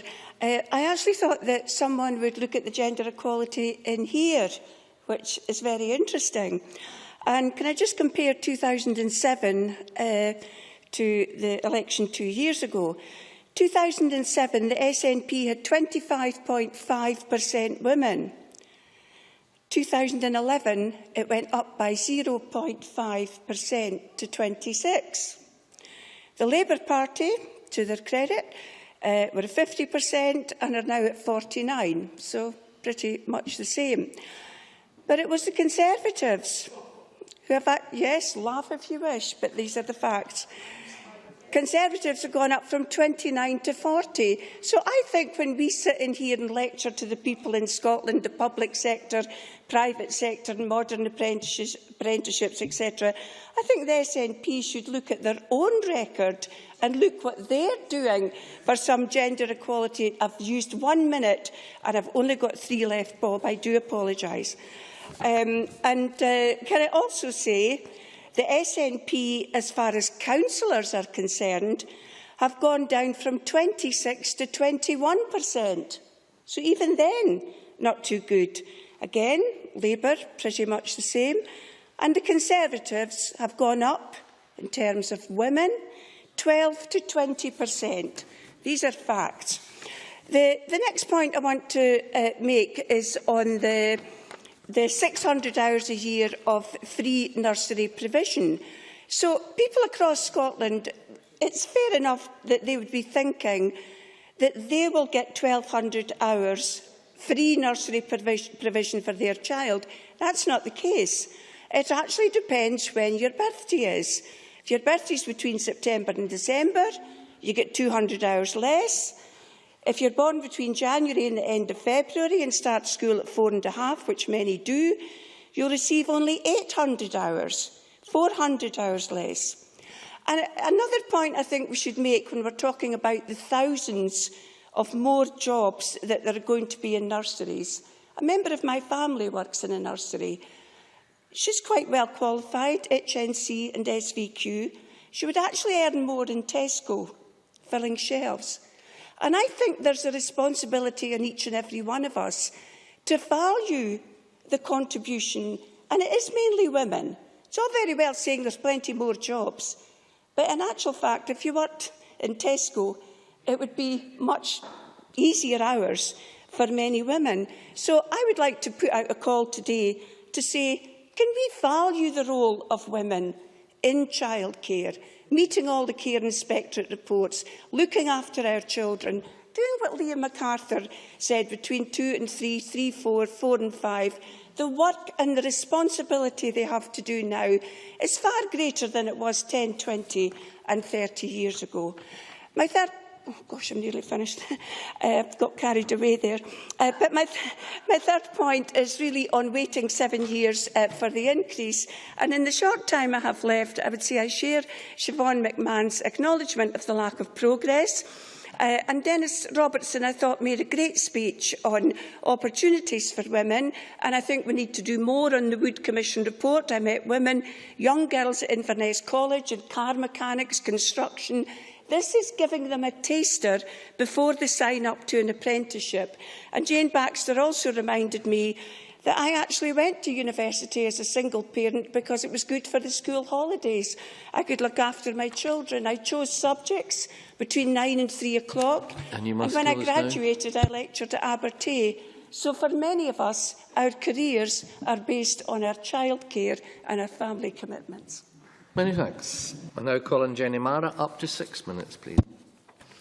Thank you, Presiding Officer. I think one of the most significant points in the debate for me this afternoon came when Jamie Hepburn spoke and was describing the situation in his own home, saying that childcare allowed his wife to go back to work. Indeed, what he didn't say, and I don't doubt that Mr Hepburn has equal responsibility for childcare in his home, but what he didn't say was that a consideration was to leave Bob Doris and Mark MacDonald a wee bit lonely on the back benches and to consider going, giving up work himself to take responsibility. And I think this underlines quite... Yeah, absolutely, yeah. Can I point out to Ms Mara and all members, you're not going to get rid of me that easily. Jenny Mara? I'm actually delighted to hear it. So, but I think it points out something about the childcare and the women and work debate, because I think we're making a mistake to badge childcare solely as a women's issue. It's a family issue, and more importantly, it's an economic issue about allowing people... Yes. Bob Doris. Appreciate the opportunity to put on record. I was going to say to Ms Scanlon that Beth, Emily and Hannah are my 3 little nieces. I don't have any, I'm not blessed with children as yet. I think gender equality is there for everyone, male or female, and it's important to put that on record. We are actually, in terms of this equality issue, all in it together. I want the best for my 3 little nieces. Jenny Mara. Welcome Bob Doris' intervention that, he is behind equality, and as I think we all are. But the point I was trying to make was this issue that we've talked about today, and the government's motion talks about childcare, is an economic issue, and it's about getting people and allowing them to get into the workplace and fulfil their potential. And I would like to also address a couple of the points this afternoon that Christine Graham and John Mason raised, and I hope you will let me do so, because I think both speakers cast doubt on Labour's record on equality. And I think actually that is a mistake to make. And I would like to defend my party and talk about some of the some of the initiatives that we have taken, because actually when bold initiatives have been taken for women and equality and women in the workplace, it has been the Labour Party that has been at the vanguard. If you will, Mr Mason, can I take you after I have addressed this point? Because we can look back to 1973 and it was Barbara Castle who introduced the Equal Pay Act. It was Labour who introduced maternity and paternity rights. It was Labour who introduced the national minimum wage and campaigns hard, both here and at Westminster, for a living wage. And it was Harriet Harman, our deputy leader, who put through the Equality Act in 2010, which I believe actually gives this devolved settlement a lot more power. Shona Robson's shaking her head, but I would draw our attention to sections 153, 143 and 159 in the Equality Act 2010 that I think gives her the power to put those gender quotas through. Yes. Shona Robson. The Equality Act 2010 doesn't give the UK Government power over mandatory quotas. They're explicitly ruled out for the UK Government and us and everyone else. I'm sure we will come back to that in a separate debate. That's certainly not my reading of it. But I'll come to you in a minute, Mr Mason. But on all those 5 bold, I think everyone in this chamber would agree with me, 5 bold pieces of legislation, Mr Mason intoned that they would be overturned by a Tory government. None of those 5 pieces of legislation have ever been overturned in Westminster. And I would challenge Mr Mason, when he gets to his feet now, to name me one bold piece of legislation that the SNP government has put through this Parliament over the last 6 years now that have enhanced the role of women in work. I challenge him to do so now. John Mason. The point I was hoping to make, and which I will make, is that Labour can do lots of good things. That's what I said in my speech at Westminster, but they can be undone by the Tories. The advantage of independence is they cannot be undone by the Tories. Mara. Mr Mason, I think you heard me cite 5 pieces of legislation that have not been overturned and have made an incredible difference to women's lives and women in the workplace. But he failed to answer my challenge for him to name one piece of legislation that the SNP have put through to improve, yes, I will in a minute, to improve the position of women in work. And I would challenge this Speaker to do the same. I'll give you one example, Ms Mara. The national minimum wage has been undermined by both Labour and Conservative governments by the appointment of business leaders to the post of the chair of the Low Pay Commission, which has actually hindered the rise of the minimum wage in the UK. And this government has introduced a living wage in the public sector where it can, and that is a progressive move that's been made by this government. Jenny Mara. Mr Wilson, I would actually doubt the veracity of a lot of your intervention there. We can check the official record later and maybe come back to it. But Labour increased the level of the national minimum wage 9 out of the 10 years since we introduced it. And we are campaigning for a living wage, and we will certainly be pushing for that in the procurement bill as well. Presiding Officer, I think that's my 6 minutes nearly up, with mainly interventions. I think it's been largely a positive debate today, and I hope we can come back to this topic again soon. Thank you. Thank you. Well done. Right, now calling Shona Robertson, up to 8 minutes, please. Thank you, Deputy Presiding Officer. I think in the main the contributions in this debate have been helpful and insightful. Let me deal with a number of points that have been made in the debate.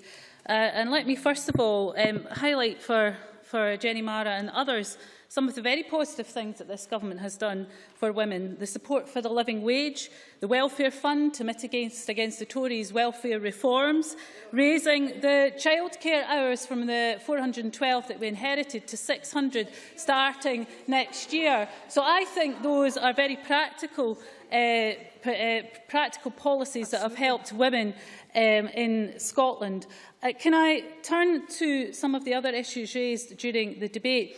And I want to come back to a theme that Kezia Dugdale started with, and one that I didn't get a response from that I fully understand. So I'm going to ask again.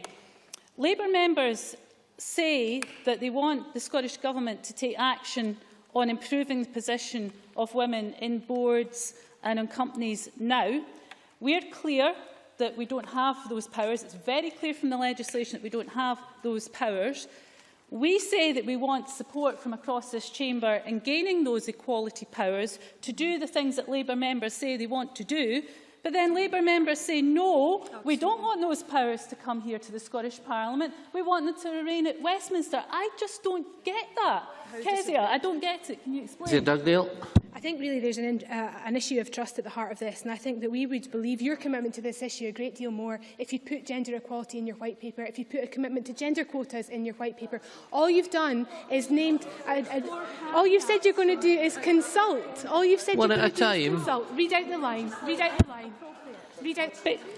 Page 106. The Scottish Government will consult on a target for female representation on company and public boards, and if necessary, we will legislate as appropriate. Where is the alternative? Interventions from a sedentary position are no more welcome now than they've ever been. Where is the alternative from the Labour Party? There is none. We had nothing in the 13 years that the Labour Party were in power in the UK on gender quotas. Nothing was done. There's no alternative document, as far as I'm aware, that the Labour members have to say that you're committed to gender equality. We have here a very clear commitment to take forward gender equality, but the members on the Labour benches don't want us to have the powers. I just don't understand why that is. But again, I'm going to be writing to Jackie Bailey, as I wrote to Joanne Lamont, asking for us to try and get that cross-party support. Because when I go to the UK Government, as I have already around a Section 30 order, to ask for those equality powers to come here because of what we want to do, it's much more strengthened to have the support of the benches opposite. And I just don't know why you wouldn't want to support us on that. It just puzzles me, and I think it undermines the Labour claims to be in support of gender equality when they don't want the powers to come here. Mary Scanlon talked a lot about the modern apprenticeships, and she mentioned the spend on modern apprenticeships being different, and I think Angela Constance answered that and explained that that is due to the employed status of the modern apprenticeships. In many ways reflects the labour market and the occupational segregation within the labour market. Now, the Wood Commission, as many have said, have made some very good recommendations to tackle that, including, of course, the work that STEM is doing. So we have to intervene early, and we have to get young women to take on and be encouraged to make some of the employment choices that, unfortunately, they're not making at the moment. Yeah. Scanlon. No, I welcome that. Not only is it 53% more on men, but the actual apprenticeships are twice as long, and the partnerships between schools and college have reduced the spending by the government has fallen from 60,000 to 20,000 in the last few years. So I'm asking for that commitment, and I do support the Wood Commission. Minister. That's why we need more women in higher level apprenticeships, and that's why we need to get girls to make the choices when they are making employment choices early, and that's what the Wood Commission is all about. Yes. Is here Dugdale? Presiding Officer, the Government always asks us to come to the Chamber with positive ideas, and we believe we put one forward around quotas on modern apprenticeships and STEM subjects. Can the Minister tell us whether the Government are seriously considering that? If they are not, would they at least give us a target, the number of women they want to be engineers by 2016? Just something today, please. Minister. Well, look, as I started my speech, I explained to Kezia Dugdale that we don't have the power over quotas. It is explicitly ruled out through the legislation. But of course, with the consideration of the Wood Commission's recommendations, then we will, of course, look at how we encourage more women and girls into those careers. Siobhan McMahon mentioned the Equal Opportunities Committee report, and I think, as Angela Constance has already said, the Scottish Government response agreed with, I think, all of the recommendations of that report and agreed to implement those. I would, however, say and remind Siobhan McMahon and others about the childcare record. We did inherit 412 hours in 2007. We brought that up to 475 and are now going to deliver 600 hours per year from 2014. And of course, with the powers over all of our economic levers, we would go much further, as is outlined in the White Paper, of course. Ron McMahon. Obviously, you might have missed it given you were having a conversation at the time, but I did ask a number of questions about the awareness campaign that's been run. Who will be targeted, how will they be targeted, and how will you measure that success? Minister. I'm sure Angela Constance will write to the member with the detail of that, but she obviously has committed to that awareness-raising campaign, as she said earlier. Jane Baxter, I thought, made some really quite interesting points, but she ended on a point, of course, which is very pertinent to that, and that was about the role of Opito and Fife College leading on the Energy Skills Challenge Fund, specifically targeting women for courses due to start in January 2014. There is a lot of very good initiatives taking place, and that one is one that she should rightly be proud of within her area. John Mason, I think, reminded us that the rhetoric of opposition sometimes doesn't live up to the reality of history of what was done in government, and I think he made those points very well in relation to previous Westminster governments. And I think to end on the issue of childcare, this government is absolutely ambitious for childcare, but it's very clear that to make the changes that we need to make and move towards the level of childcare provision set out in last week's White Paper, that we require the revenues from the tax that women returning to work would pay, as well, of course, as the reduced level of payments, welfare payments that they might currently receive, all of which would go to Westminster under the current arrangements. Under independence, that money would stay within the Scottish economy and would be used to help pay for the phased expansion of childcare that has been outlined.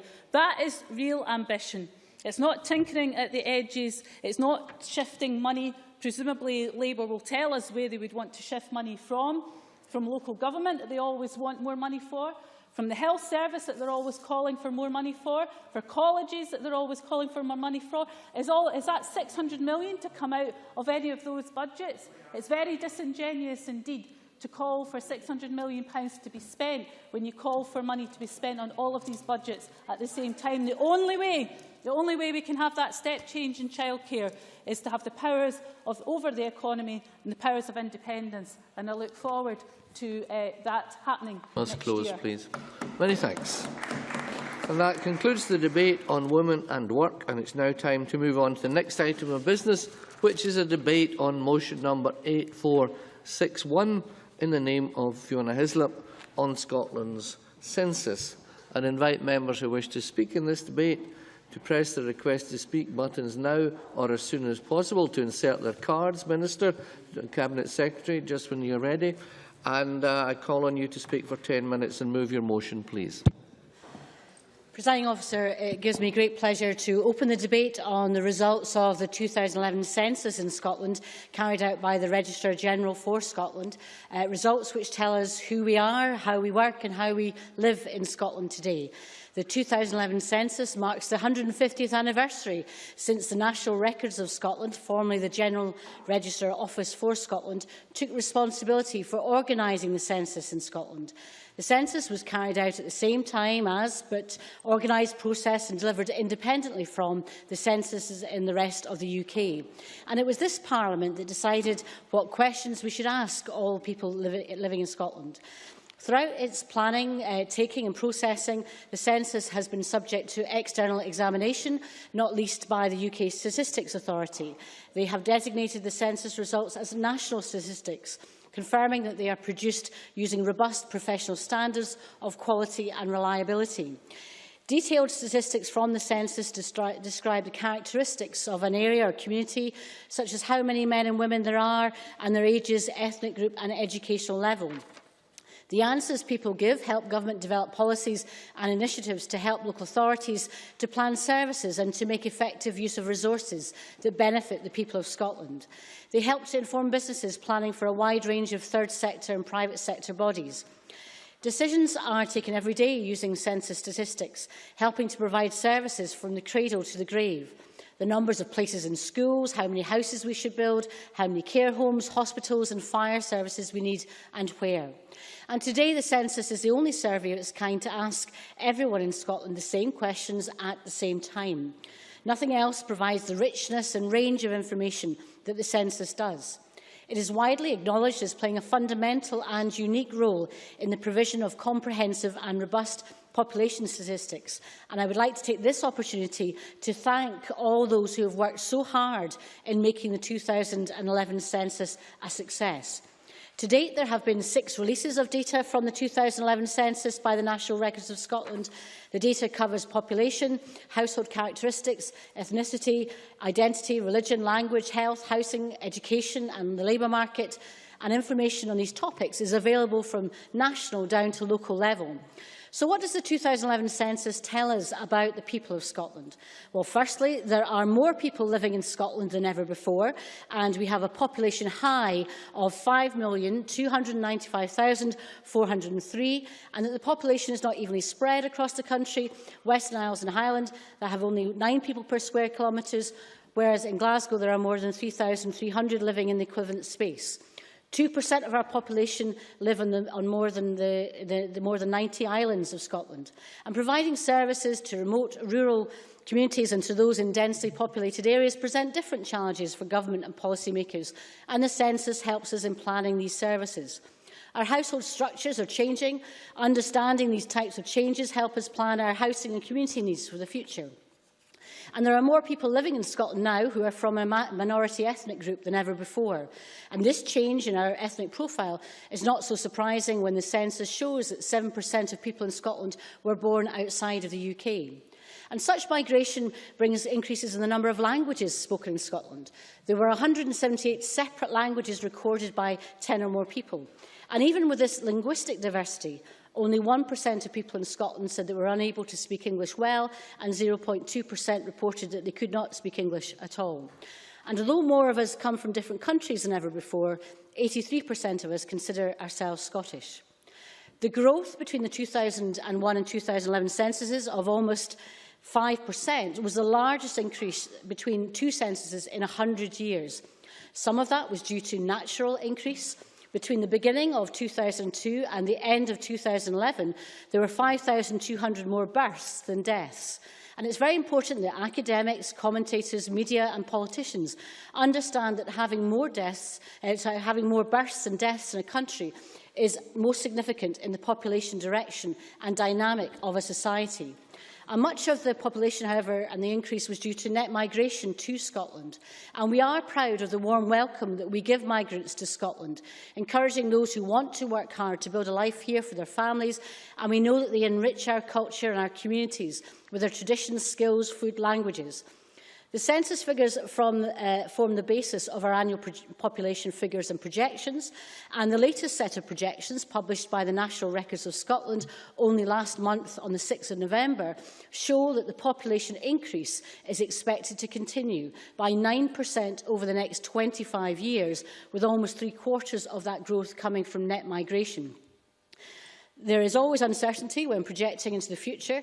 That figure of 9% is the principal projection, representing the best estimate based on current evidence, and the reliability of projections decreases as you look further into the future.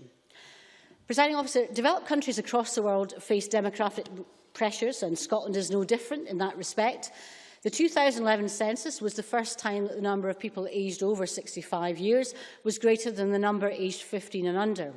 And the population projections produced on the 6th of November show that between 2012 and 2037, the next 25 years, the number of people over state pension age is projected to increase by 27% in Scotland, compared to a projected increase of 31% for the UK as a whole over the same time period.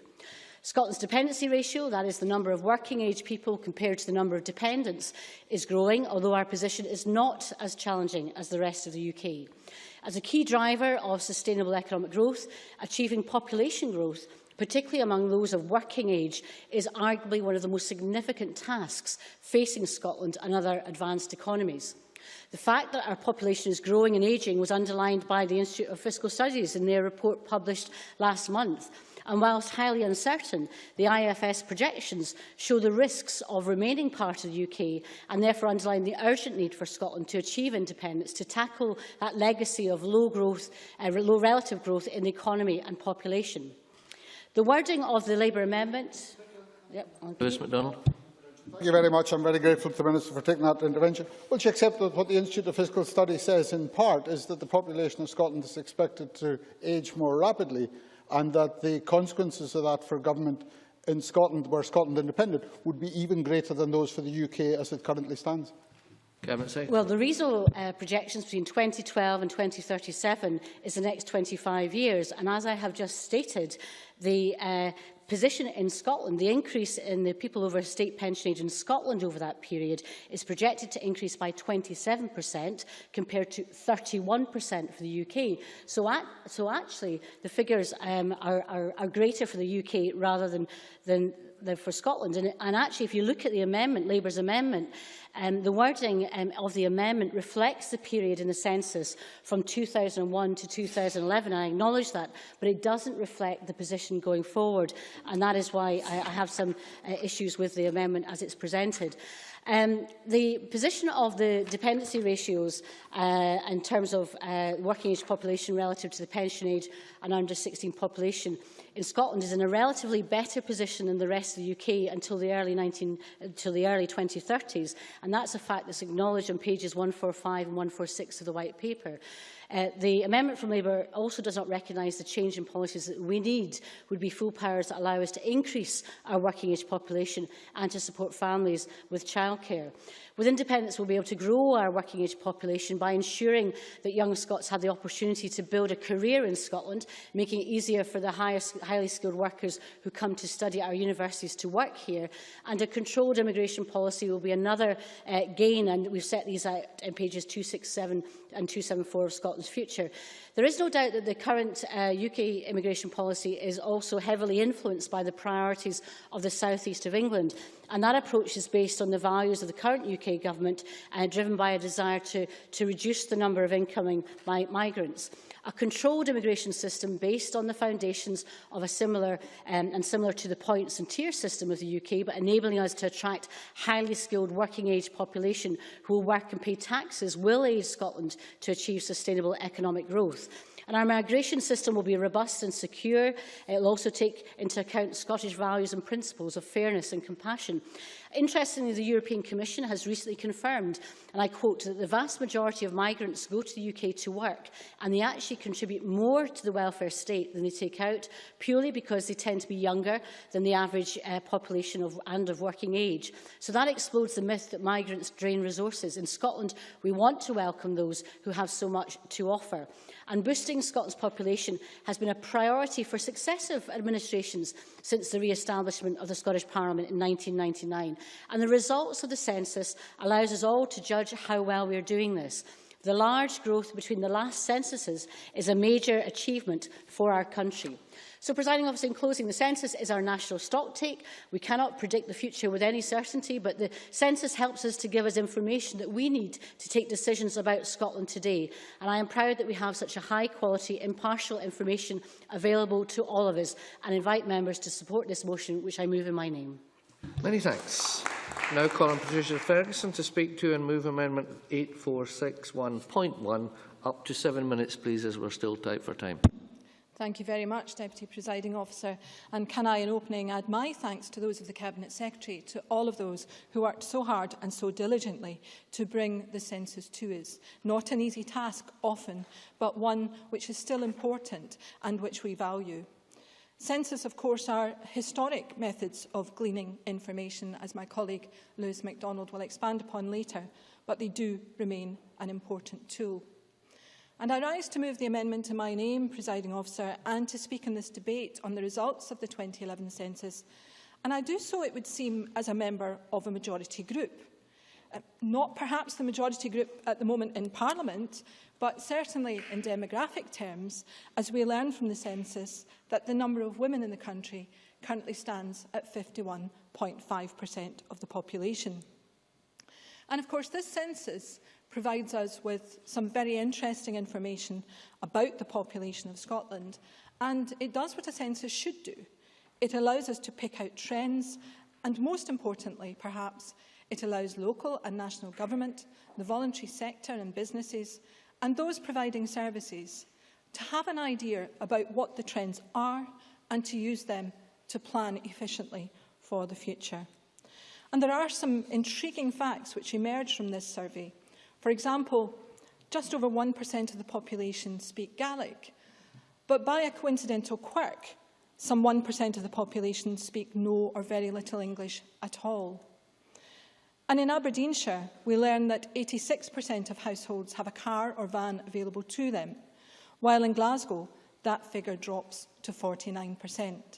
Now, that particular statistic can, of course, partly be accounted for by the rural nature of Aberdeenshire and the need to have one's own transport. But it will, in large measure, be as the result of the differing economic profiles of those two areas, something that I would hope... Oh, happy to, Mr Stevenson. Stuart Stevenson. It's just to help the member, Aberdeenshire is in fact the county area in the mainland with the highest proportion of people in Scotland living in a rural area, even higher than the Highlands. So perhaps the figures are not so surprising. Trish Ferguson. I think I actually made that point before I had the intervention. I did say that the rural nature of Aberdeenshire was probably the cause of that, but that I did expect that the economic diversity between Aberdeenshire and Glasgow perhaps accounted for some of it too, and I don't think even Mr Stevenson would deny that. But I would hope that that would be something that government would take into account when planning and, more importantly perhaps, funding bus and train services in constituencies like mine, where the car ownership level is even lower than the average. And a similarly stark fact is that in the Orkney and Shetland Islands and in Aberdeenshire, 3% of the economically active population were unemployed. That figure rises to 10% in Glasgow. And of course, we welcome very much the increase in the number of people living in Scotland. And like the Cabinet Secretary and others here today, I have been a member of this Parliament long enough to hear very many of the debates that we've had over the years about what we needed to do to increase Scotland's population. So it is good to see the work of government of whatever complexion beginning to bring those dividends to our country, because there was a time when we were almost despairing about the drop in population in Scotland. Fortunately, that would appear no longer to be as critical as it once was, but is something that we must not take our eye from. The number of one-person households that now exist in Scotland, some 35%, bears, I think, further investigation to establish whether this comprises mainly older people whose circumstances mean that they are living alone, or whether it's predominantly young people living perhaps outside of the parental home for the first time. Because questions such as this suggest that we need to consider carefully our priorities for house building, for example, both in the private sector and in the social rented sector. And as the motion suggests, overall, the census demonstrates how diverse and how dynamic Scotland is, and it gives us a snapshot of that Scotland. But there are, of course, a number of areas where we must pay heed to the statistics which are revealed to us, and nowhere is that more stark than in that of our ageing population. Now, the strapline for this census was shaping our future. And while none of us can predict with certainty what our personal, political or constitutional future might look like, of some things we can be certain. The number of people aged 80 and over has increased by 19% since the previous census in 2001. And we have arrived at a situation where our population is ageing faster than that of the UK as a whole. Indeed, for the first time ever, the number of people in Scotland aged 65 and over is higher than the number aged under 15. And that must give us pause for thought, Presiding Officer. Professor David Bell's report, Social Protection in Scotland, suggests that this trend will continue, and it predicts that the number of Scots pensioners will increase by 80% between 2010 and 2060, with most of that increase during the 2010 to 2035 period. Medical advances, better nutrition than perhaps previous generations enjoyed, and a greater understanding of the value of keeping healthy mean that people are living longer. And of course, we all want that trend to continue, but we must recognise that it brings with it challenges about how we support and care for our older citizens. The Institute of Fiscal Studies, in its report Fiscal Sustainability of an Independent Scotland, predicts that spending on health, long-term care, pensions and public service pensions will grow more in Scotland over the next 50 years than in the UK. Members in the last 30 seconds. I'll let you carry on. Sorry, Presiding Officer. The Scottish Government's own Fiscal Commission noted that Scotland's dependency ratio will increase more rapidly compared to the UK, reflecting the particularly sharp increase in Scotland's pension-age population. So the challenge for us is to have an honest debate about how we manage the growing numbers of people who will have support needs in coming years and how we will find the money to pay for it. And it seems clear to me that we put ourselves at a distinct disadvantage if we decide to separate from the rest of the UK. Because if we were to take control of our welfare benefits and all the issues that go with that, the evidence suggests that we would need to raise additional revenue to meet the increased costs of state pensions, not, of course, to mention the cost of setting up an entire bureaucracy to underpin a new structure. Sharing risk and supporting one another is a key component of the political union that is the UK. The evidence from this census strengthens that case. I now call Cameron Buchanan. Mr Buchanan, you've got 5 minutes. Thank you, Presiding Officer. I'm pleased to contribute to this debate on the results of the 2011 census, which is in fact the 23rd census. Obviously, the results of the census informs and shapes the future of public policy in a number of areas. However, when you consider how the questions have changed over time and the type of information we've collected in the past, it is clear that changes in society are as much reflected in the questions asked as the answers received. Indeed, the first census of 1801 had a strong focus on identifying manpower for the Navy and militia and ensuring that there was a sufficient supply of corn to feed the populace. Of course, these days, the census is very much about planning for the future provision of our public services and public policy in general. In this context, there are some very interesting findings. For instance, the fact that Edinburgh has seen an 18% increase in children under the age of 5 raises significant questions about primary places in the capital. Only a month ago, parents across the city were warned that there was little chance of their child getting a place anywhere other than in their local primary. We now have confirmation that this situation is not set to improve anytime soon, and indeed there could be worse in store. In this respect, the census merely backs up the trends that we've already have empirical and anecdotal evidence of. In much the same way... Certainly. Ms Hislop. Does the member agree that it's actually a good thing that we're seeing an increase in the number of under 5s, and that's a very good thing for the population, and although it brings with it challenges in policy terms, that increase in the number of young people and families in the city is actually a good thing for the city and the country? Mr Buchanan. Certainly, but we're seeing an awful lot of closure of schools at the same time, and those two things don't go together, and that's the problem, I think. People want to go to the good schools, not the bad schools, and that's part of the mindset, really. Census backs up the trends, and our population is ageing, but we have a lot of young people in Edinburgh. As the Local Government and Regeneration Committee, we have consistently had evidence of this change and the pressures it's already placing on already stretched health and social care budgets. The very point made by Patricia Ferguson. I was also interested to note that the statistics on marital status. At first glance, this would seem quite straightforward. There's been a 5% drop in those who are married and a corresponding increase in 5% who are single. Indeed, I would encourage anyone single to come and visit Edinburgh in my own region, boasting over 45% of its population being single, behind only Glasgow and Dundee in the Lonely Heart State. Aspiring romantics should head for the capital, where they are bound to meet like-minded singletons. Whether they like them or not is another matter of which I'm not responsible. But here also lies a warning. We're waiting for the publication of further Scottish Government statistics, and even when we have all the evidence to hand, we should be careful in getting out any of these trends or interpreting the data. For example, within the marriage statistics, the single label refers to a fairly strict legal sense of the word. Basic refers to anyone who's not yet married or entered into a civil partnership. Anyone who identifies themselves as having a partner are included in the single category, which does change the dynamic of the statistic entirely.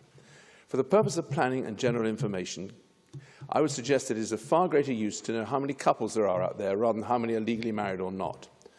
Therefore, the old adage of there being lies, damned lies and statistics holds true, Presiding Officer. We should approach this data with suitable caution. We must also be aware of the broader limitations of the census. And we should not read too much into it either, I think. Given its comprehensive nature, it still gives us a valuable insight, particularly into the groups, both geographical, demographic, which are sometimes overlooked. But that comprehensiveness of population comes at a price. The census must strike a balance between those seeking information but not seeking so much that it becomes off-putting for those filling in the forms, and it being too costly and complex to process the results. Hence, we have a strict approach to the questions that are considered and the association tick-box answers. Whilst I see no alternative to this approach, we cannot overlook the problems it throws up. There was some controversy over the religious question in 2011, with the British Humanist Association campaigning to encourage people who are not actively religious to say so. Indeed, its campaign argued the religious question was a cultural identifier as opposed to a question about active or passive worship. This is an important point, Presiding Officer. I need hardly say that religion and people's feelings towards it are complex. I would suggest that having a relatively simplistic question on this subject means that you're leaving a good deal of wriggle room for subjective answers. Put simply, the question may be written the same way on every census form, but it won't be read with the same uniformity. Can you bring your remarks to a close? Yes. Leading on this point, I would also contend that the very active campaign by the BHA means that it's very difficult now to point any changes to the figures on religious observance and talk with absolute certainty about the changes in the numbers of those who are practicing religion. Some people may well have answered this question differently, not because of the change in their own behaviour, but rather a change in their interpretation. I'm not questioning the trend, but I'm questioning the fact that people are identifying themselves less and less with religion. I'm drawing attention to the fact that the census form is perhaps not the medium to gather data about such a complex issue. Thank you. Thank you. We now move to the open debate. Speeches are 4 minutes. Rod Campbell, followed by Hazala Malik. Thank you, Presiding Officer. I welcome the opportunity to speak in this debate. We know that civilizations around the world have been using censuses for around 5,000 years, possibly longer, with the first known ones being in ancient Egypt and Greece. The practice has continued in Scotland because it provides the most detailed snapshot possible of our nation and its people. As Cameron Buchanan has already said, we've carried out 23 censuses now. The trends and changes that censuses reveal allow us to develop informed policy with a clear vision of what is likely to lie ahead. However, there are limits to their use and they cannot be used as a crystal ball. The Registrar-General for Scotland makes projections for future population estimates based on these figures. The standard methodology used in these figures is no doubt professional, but just let's look at how population projections vary. In 2012, the population of Scotland was estimated at 5,413,000. Just one decade earlier, in 2002, figures calculated using then census statistics projected the population in 2013 would fall to 4,970,000. Even with the most rigorous analysis, the 2002 projection turned out to be 500,000 people off the mark. And for the future, the difference between the 2002 and 2012 projections for the population in the year 2027 is 814,000. The point I'm making is, although the census is the most accurate headcount we have, trends don't necessarily continue and sometimes vary dramatically. The 2011 census was certainly innovative. It included new questions, for example, on language, national identity and long-term health conditions. But one of the things that the 2011 census confirmed was that our population is still an ageing one. It's worth noting, however, that Scotland's ageing population challenge is by no means a unique challenge, nor an insurmountable one. It's a challenge facing every country in the EU and more around the world as a result of people living longer, more healthy lives. In many ways, it's something to celebrate. Indeed, the University of Edinburgh research published in the BMJ this month shows that the demographic time bomb, if I could use that expression, may not be as big a problem as many claim it to be. They argue that the standard way of measuring dependent ratios is inherently flawed, and in their view, the reality is that the ratio of elderly dependents to working-age people is actually falling. The health of older people is improving, increasing the prospect, they say, of elder people increasing their working lives. So whilst it's important we remember not to conflate old age with dependency, the Scottish Government is right to be taking forward the direction set by the Christie Commission through the integration of health and social care and the pursuit of preventative spend policies and an overriding focus on making services work better. Presiding Officer, the 2011 census results for my own constituency of North East Fife were similar to Scotland's as a whole, with the exception that the proportion of people aged 16 to 29 was considerably higher than the national average, at 22.4% compared to 18.5% for Scotland, and the proportion of those aged over 65 was slightly higher than the national average. However, more generally, the simple fact is that Scotland's economy would grow if the number of people, or the proportion of economically active people, increased. In practical terms, this, notwithstanding what I said earlier, means increasing the number of people of working age in employment. There are many levers that could be used to make that happen. I take the view that the increase in the number of overseas-born people in the last decade is a positive and not a negative. And I believe that there should be easier access for international students and Can graduates. you start to wind up, please? Okay. Within the UK, that's unlikely to happen. We know that David Cameron implies that immigrants are a drain on public services, and the UK's border agency's reluctance to provide visas for international students in Scotland is increasingly a barrier to expanding the number of international students who come to study and work, who, if they were allowed to come, would spend money and help us to grow our economy. As the White Paper illustrates, independence will allow Scotland to take a different approach more suited to its needs. Thank you, Presiding Officer. Hanzala Malik, followed by Marco Biaggi. Can I remind members you must keep to your time limits, which 4 minutes. Thank you very much and good afternoon, Presiding Officer. This is an important subject, and the census data is used to inform and plan a wide variety of services such as employment, health, housing and service provision.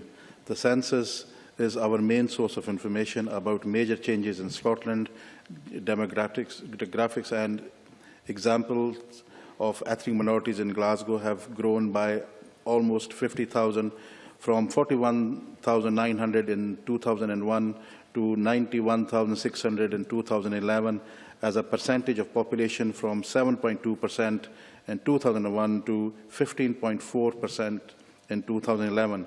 I am glad to focus on the information about the increasing diversity in Scotland in general. In Glasgow in particular, has a reality for a long time, since Glasgow started taking in large numbers of asylum seekers in 1999, and upon being granted asylum status, refugee status, these people found work and set up homes across Scotland. Now, did we really need to wait 14 years for the evidence that Scotland is becoming more ethnically diverse? My argument is, unfortunately, we did. There seems to be a disconnect between the changes in Scotland and the service we provide. Wherever our community asks for support, they are required to produce evidence. The information that is available to them is the census, which cannot give a good indication of emerging needs and is often discarded as being out of date as soon as the information is released. And I have several examples, which are, for example, in Glasgow today, we have schools which have pupils who are using up to 40 different languages. Schools are genuinely struggling with lack of resources, and this is something I'm sure the Scottish Government could assist them in that. The other example is a work that I am doing with my colleagues in support of women who are being subjected to female circumcision and mutilation. I have from people working on the field that despite the fact that thousands of women from countries that practice FGM now live in Scotland, many frontline workers and health and child protection do not believe that that is an issue in Scotland, which I don't understand why not. The census data shows that we have a lot more ethnic minorities living in Scotland than we did 10 years ago. That does not automatically make it a diverse and vibrant place. Effective policy making, ongoing monitoring and changes needs compared with evidence-based policy making, and that is required. Presiding Officer, in conclusion, I call on the Scottish Government once again to use the census data to ensure all within our community receive equal opportunities of employment, service provision, which currently is not the case. Hence, I hold Mr. John Swinney to his commitment made on the 9th of October 2013 to take action on underemployment shown in the census 2011. Thank you very much. Thank you. Marco Biaggi, followed by Christian Allard. Thank you, Presiding Officer. Statisticians and demographers see the census as quite a rare gold standard. I suppose it could say it's a bit like the World Cup. It only comes around every few years, and it is the highlight of the period. Unlike all the other surveys, the census is the best at showing exactly how Scotland is rather than how it's estimated to be, and that really matters because the publications afterwards that will be based on it include the annual survey of hours and earnings, Scottish Health Survey, Social Attitude Survey, all of these things that really do influence governments, policy and resources. Today I simply want to make a few observations from the census based on what I've seen from the data that might be relevant to some of those decisions, although the ministers that would be mainly responsible are sport and equality, housing and welfare and parliamentary business, so perhaps I'll just simply be putting them on the record. But as a constituency member, my eyes first turned to the data from my own constituency, Edinburgh Central, where I learned that the median age, 29 for women and 30 for men, was second only in youth to Glasgow Kelvin. That sounds appealing. Imagine how I felt when I realised that compared to my constituency, I am now officially middle-aged. What that means for Sandra White, I will leave for another day. I do take that back. I should take that back. But it's more than imagine how she feels, Presiding Officer, and I heard that comment you just made. Like 50% of my constituency, I don't have a car, I have a degree, like 53%, and as was referred to before, while I may be single, unmarried myself, I am in that respect like 63.3% of my constituency. In light, though, of the debate a fortnight ago, I noticed that Edinburgh Central does not win the accolade of the gayest constituency in Scotland. That goes to Malcolm Chisholm's Edinburgh, Northern and Leith, with 427 civil partnerships against 286 in Central. More worrying is, again, Glasgow Kelvin. After their third place at 249, the number really does drop away sharply. Our inner cities are magnets for same-sex couples, and while I would like to think that that is just for the same reason that our inner cities are magnets for all kinds of residents, I suspect that the reality may be that there are other factors at play out with our cities. The census also confirmed the experiences of community councils, concerns of tenants groups, that the private rented sector had exploded in size. Now it's at 39% of Edinburgh Central households, almost a doubling in the past decade. In city centre ward, home to Georgian townhouses, you also have 45% paying rent to a private landlord every month for the roof over their head.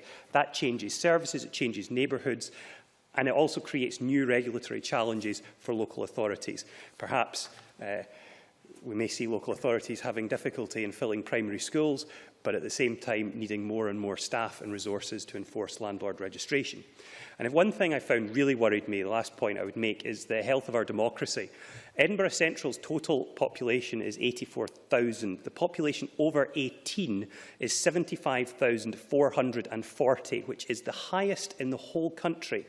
But I know from the electoral register that only 55,300 are registered to vote. So where are those missing 20,000? Some cases there'll be students, but you don't see other constituencies. Can you begin to wind up now? Where there are more people registered than living. And only 15% were born outside the EU. Many of these will be naturalised or Commonwealth citizens now. Let me just note in passing that in the US, under the procedure set out in the 14th Amendment, members of the legislature are allocated based on population rather than electoral registration. Edinburgh is cosmopolitan but also transient. We must be aware of this and take action to resolve it. And my most fulsome apologies to my colleague from Glasgow Kelvin. I should think so, because I'm going to tell her. Christian Allard, followed by Malcolm Chisholm. Thank you very much, Presiding Officer. I would like as well to welcome the results of the census, and particularly the new question about identity. I think I've got a lot to say about identity, but I would like as well to talk about migration, about citizenship, which is three domains which, of course, are quite interesting of me. One of the things first is the fact that 83% of people in the census indicated that they felt Scottish. And that's very, very important, because it's all about who we are as Scottish people living here in Scotland.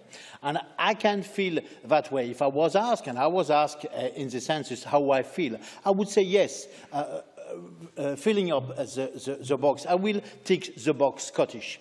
And the reason why I will tick the box Scottish is because I do feel Scottish. Not only I feel Scottish, but I was welcome in this country as somebody very quickly, as somebody Scottish. And in this parliament, never anybody, a member of the public or anybody else, has justified and trying to ask me why I would not be Scottish. So that's very, very important. And this question really shows how Scotland is leading Europe and the world in this idea of multiple identities and still keeping a very, very strong identity, a Scottish identity. Unfortunately, so far, it doesn't reflect what people have in their pocket. In my pocket, I've got an identity card which says French. But we haven't got a Scottish identity card as such. So it's quite strange that for a nation who feels so proudly Scottish, and I do proudly feel Scottish, we don't have that kind of identity in our paperwork. But is that important? Is it important to have a paperwork? I see the member shaking his head, and I agree with him. I don't think it's that important. It's just like the shirt you are wearing. Marco Biaggi talked about football, and I think, yes, when I watch international football in my local pub, not that I have a lot of time just now, I have no problem wearing a Scottish shirt, a French shirt, or even a Portugal shirt because my mother happened to be Portuguese. I will take that. Mr. Buchanan, briefly. How can the member say he is Scottish with that Maurice Chevalier accent, I wonder? Christian Allard. Thanks very much for the member. Regarding migration, I just talked about Portugal and my mother being Portugal.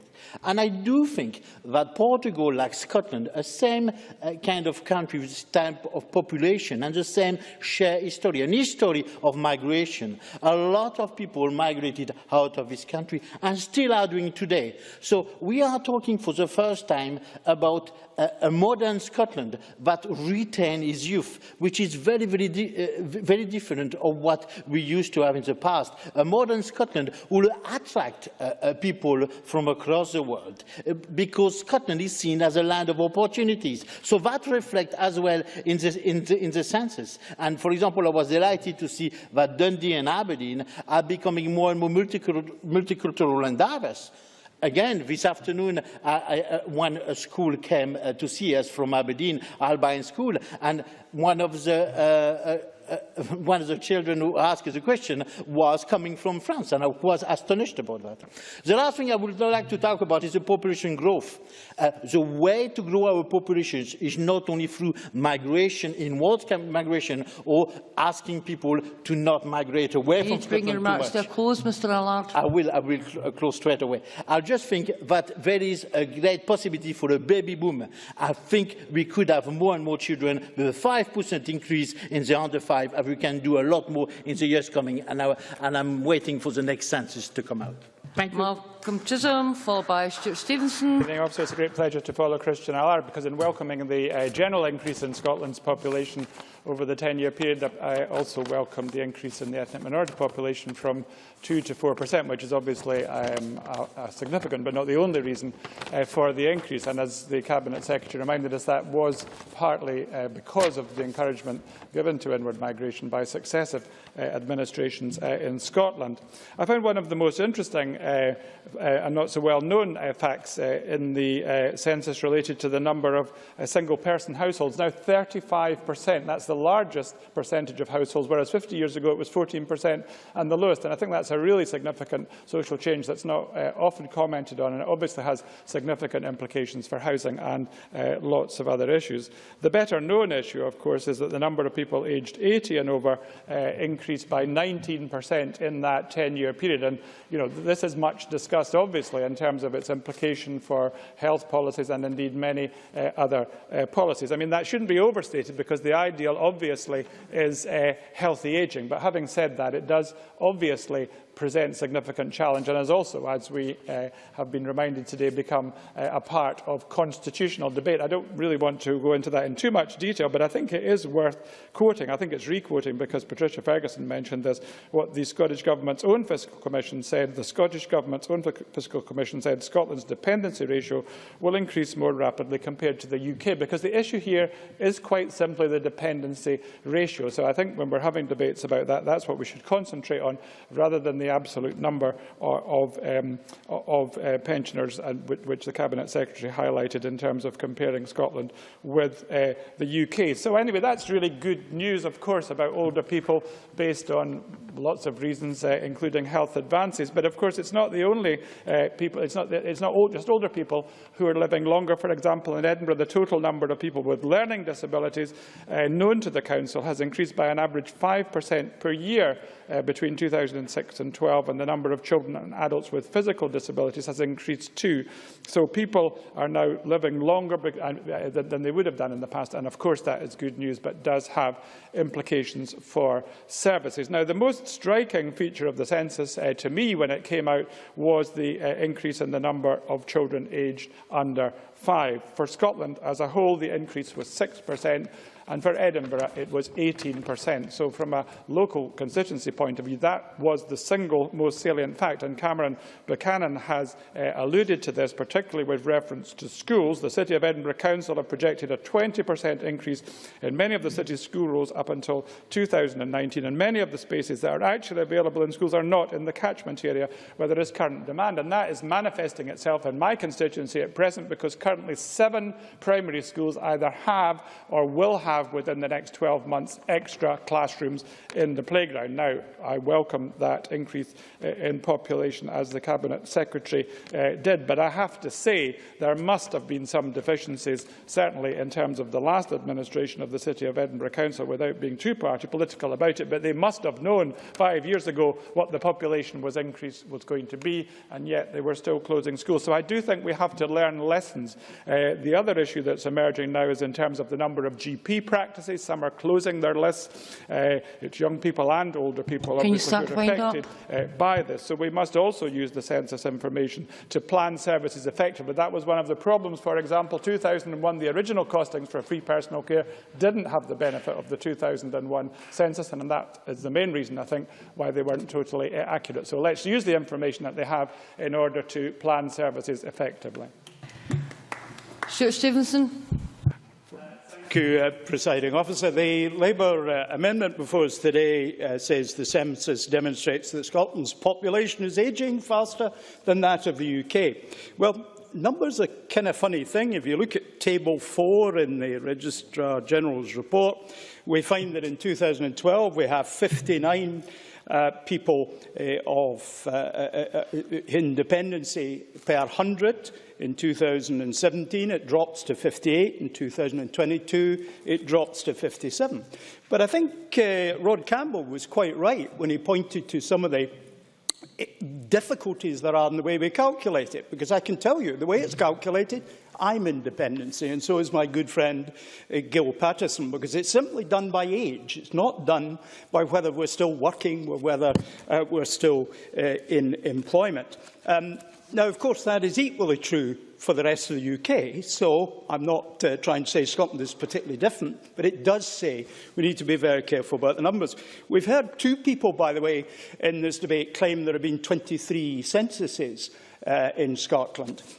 I think the number is 21, because there have been 22 10s since 1801, and there wasn't one in 1941.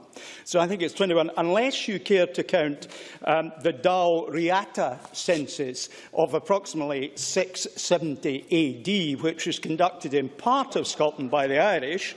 In England, of course, the first census was the Domesday Book in 1086. But I think in modern times, it's probably 21.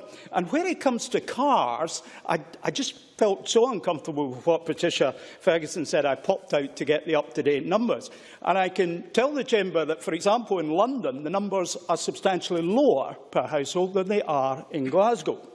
And of course, the reasons why that is are not economic, They're because they've got a first-class public transport system, and you probably wouldn't want to own a car if you lived in London, and I suspect I wouldn't either.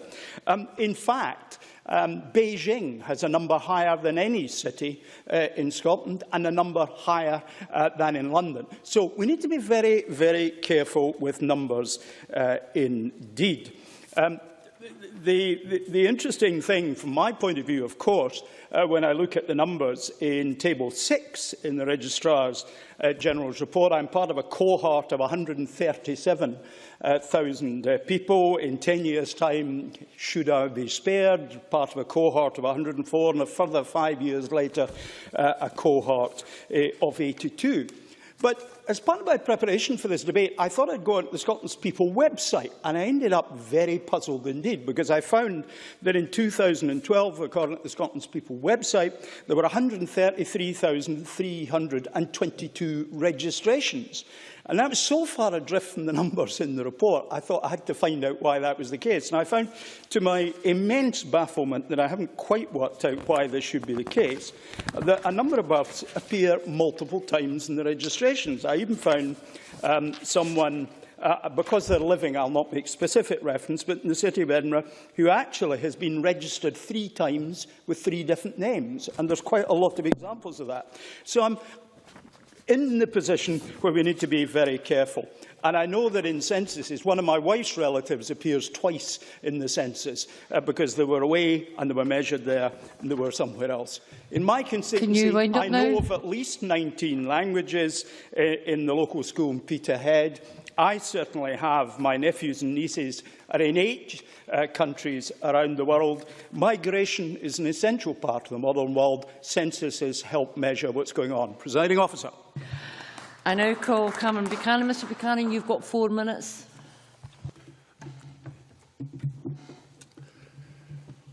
Thank you. I think this has been a very valuable debate, and even Fiona Hislop managed to find some favourable points from the Institute of Fiscal Studies, which I was very impressed about. I also talked about statistics and damn statistics and lies borne out by the dependent Mr Stevenson here. I don't know if there are 23 censuses, but there are certainly 23 modern ones. I can't count Doomsday as one. 2.7% of the people identified themselves as being white Polish. Heaven knows how many French were there, I don't know. But it's more than double the national average. Good news is that we are attracting economic migrants, but we must ensure that we're planning for extra resources, a point that was borne out by many others, particularly around education, to ensure that our public services are able to respond to the demographic change. This afternoon produced a number of different interpretations of the statistics and comment on the picture of Scotland that it paints. I discussed some of the shortcomings I found with the census, but this debate has also highlighted one other fundamental flaw with the questionnaire. It tells us who is answering, it tells us where they travel, it tells us where they work, what they work as, and what they believe, and a multitude of other things. However, it cannot tell us why. That is for us to interpret, extrapolate and guess at. I was thinking in particular in the last occasion when I spoke in the transport and infrastructure debate in the Chamber, when I called upon a joined-up strategy to ensure that people can get where they want, how they want, when they want. Therefore, when we have a questionnaire that tells us that someone generally travels by car to work, the great unknown for us as policymakers is the reason or the reasons that they have overlooked public transport. That's the sort of information which is invaluable in the design of public services. The other issue which flows from this debate this afternoon in general is what does the future hold for the census? There's been some discussion about the possible alternatives, including an e-census or an administrative census. Whilst a number of members have considered some of the failings of the existing systems, I would hope that we do not throw out the baby with the bathwater with any proposed change that is too dramatic. The invaluable aspect to the present census is its comprehensive coverage, and also the fact that for the last sort of 50 or 60 years, they've always asked more or less the same questions. Any administrative alternative would have to persuade me that it was going to achieve the same result and that it would not be groups that would be missed. The potential of an e-census is clearly worth exploring further.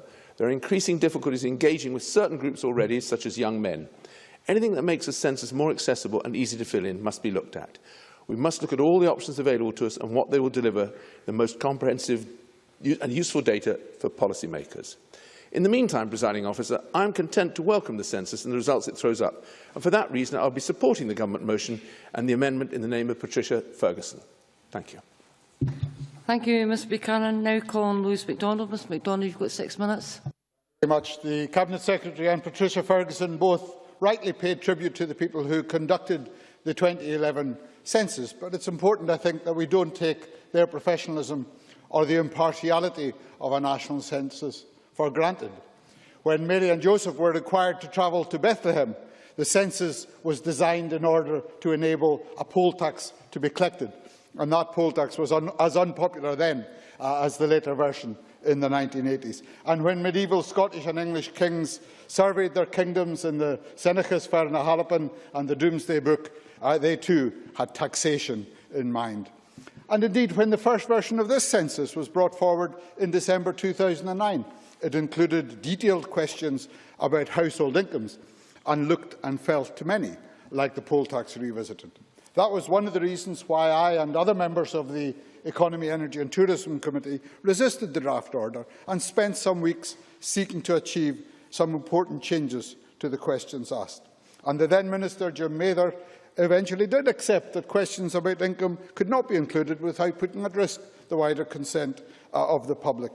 The draft order also posed a false choice between Scottish and British, a choice which many people do not wish to make. And again, the Minister came to agree that a less stark choice made more sense. And we debated a number of other issues. We agreed, for example, that Africans should be able to identify themselves as Africans rather than blacks if they so wished, and we dropped the original proposal that the census should count pagans but not count Episcopalians.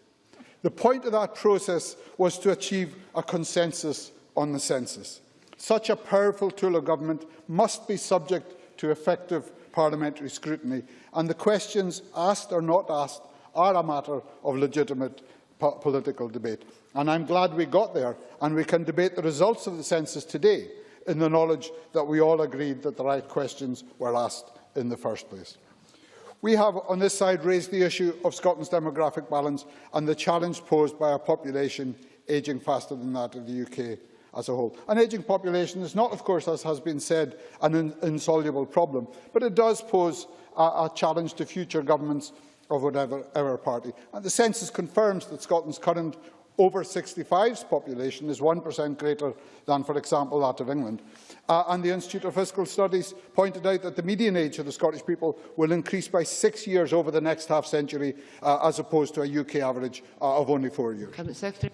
Does the member accept the figures that have been produced on the 6th of November that show that between the period 2012 to 2037, the increase in those of state pension age and older in Scotland will increase by 27% and that in the UK by 31%?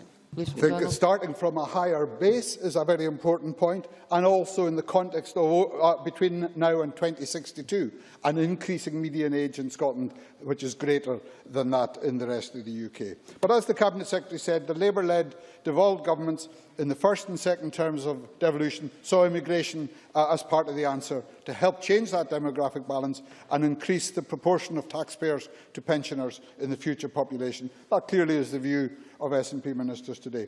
The difference, I guess, between the approach pioneered by Jack McConnell and that now promoted by Alex Salmond is between our view that increased immigration is best achieved in partnership within the UK, while the SNP's proposal is to increase immigration by leaving the UK.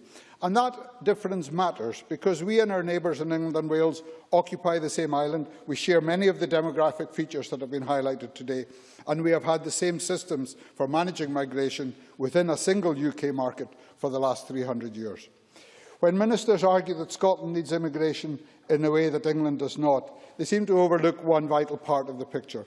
Operating within a single immigration system under the same rules on the same island, Scotland over recent years has achieved only half the level of net migration of England next door. And that's why Jack McConnell persuaded the then UK Labour government that Scotland needed a stronger system of incentives for overseas students to stay after graduation, while Labour introduced the Fresh Talent Initiative in Scotland in the context of immigration policy of the UK as a whole. When Alex Salmond last week published his white paper on Scotland's future, he suggested that the UK Tory government was holding back more migration into Scotland because it didn't suit the needs of South East England as opposed to those of the rest of the UK. Indeed, the Cabinet Secretary made a similar point today. But the truth is that the UK immigration system, for all its faults, is not the reason why fewer people have chosen to migrate to Scotland than to England. It is about choices people have made and, above all, about the opportunities that have been opened to them. Thank you very much, the member, for taking an intervention. I just wonder if what the member think about the van that the Westminster government was using to try to tell people who were not born in this country that we should go home.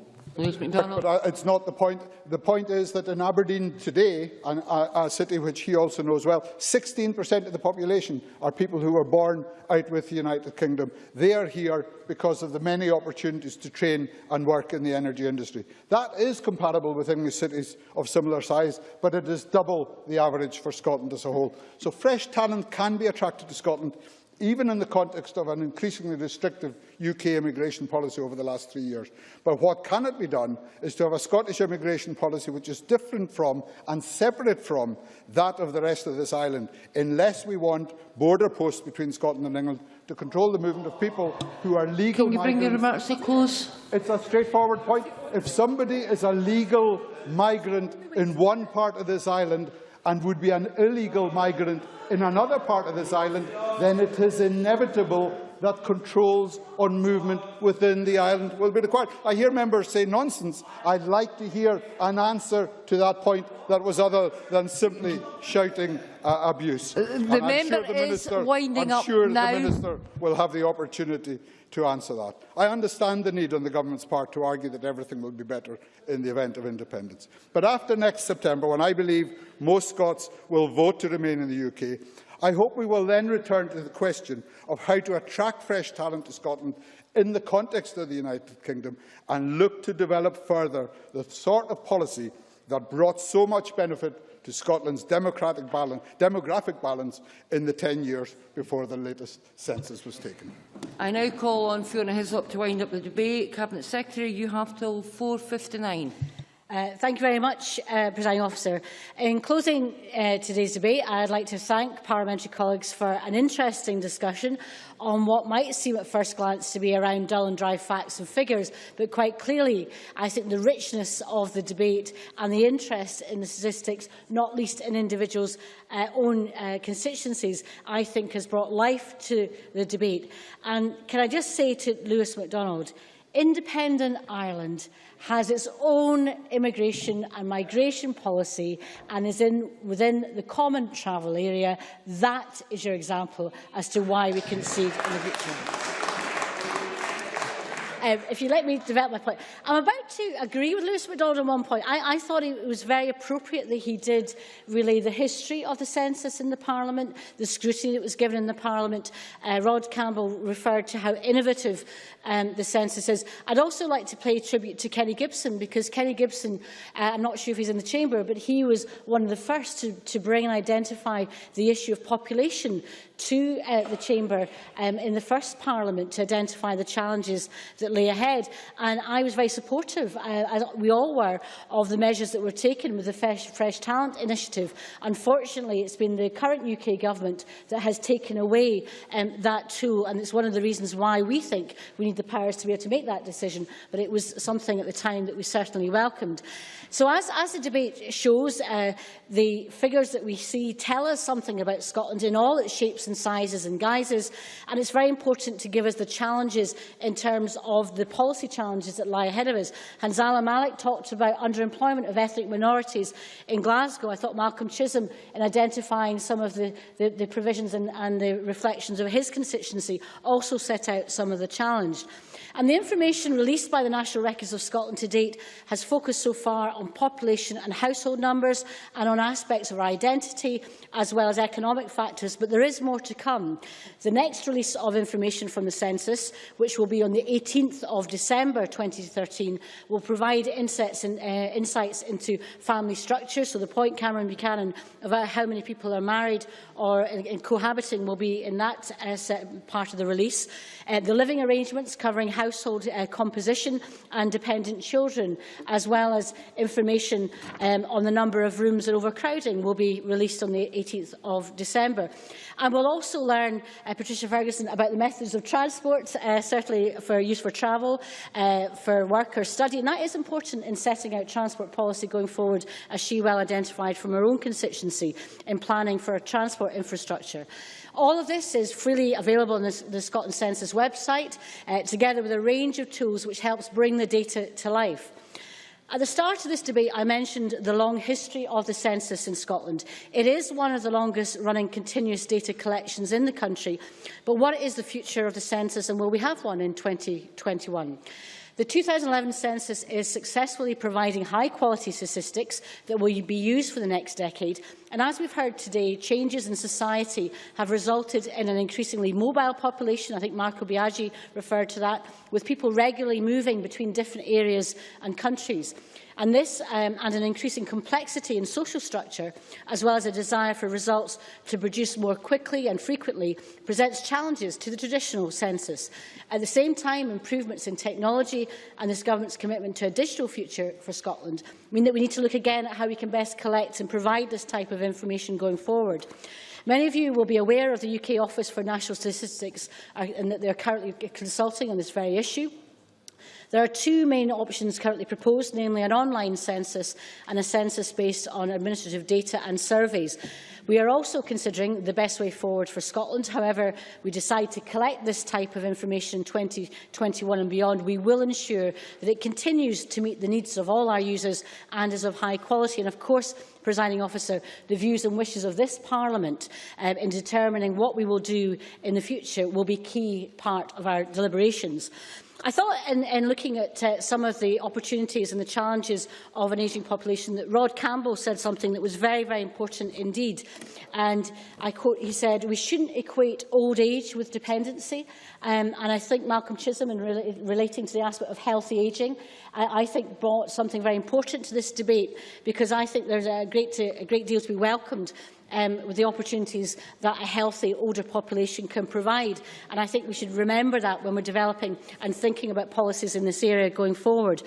I will repeat the point that Labour's amendment does reflect the period of 2001 to 2011, but it does not reflect the projections released on the 6th of November going forward that shows between the period of 2012 to 2037, the next 25 years, that those of state pension age and above will be increased by 27% in Scotland, but by a bigger number, 31% in the rest of the UK. Now, that does provide challenges both for Scotland and for the rest of the UK. It's how we deal with it that will make a difference, and what we can do to tackle that. Overall, the dependency ratio in Scotland will be relatively better than the rest of the UK to the early 2030s. And of course, as we know of now, expenditure on social protection in 2011-12 was 14.4% of GDP in Scotland, but 15.9% in the UK. So in terms of sustaining the support for social protection, Scotland is in a strong position. Presiding Officer, we've talked about ageing and the challenges that face all of Western demographies in going forward and how we might deal with that. But also, I think, a key part of this debate was the younger population. And I think quite significantly, there has been that 6% increase in the under-5s. And that natural increase, I think, is again a strong steer for the economy and for the population as it goes forward. Interestingly, in my own area of West Lothian, 19% of the population are under 15. That's a strong position, but it also provides challenges into the services that are provided. The average is 16%. And since 2001, we've seen that increase in young people. Liz Ferguson. For that intervention. I think the points that she has been making latterly throw up the challenges that come from the census.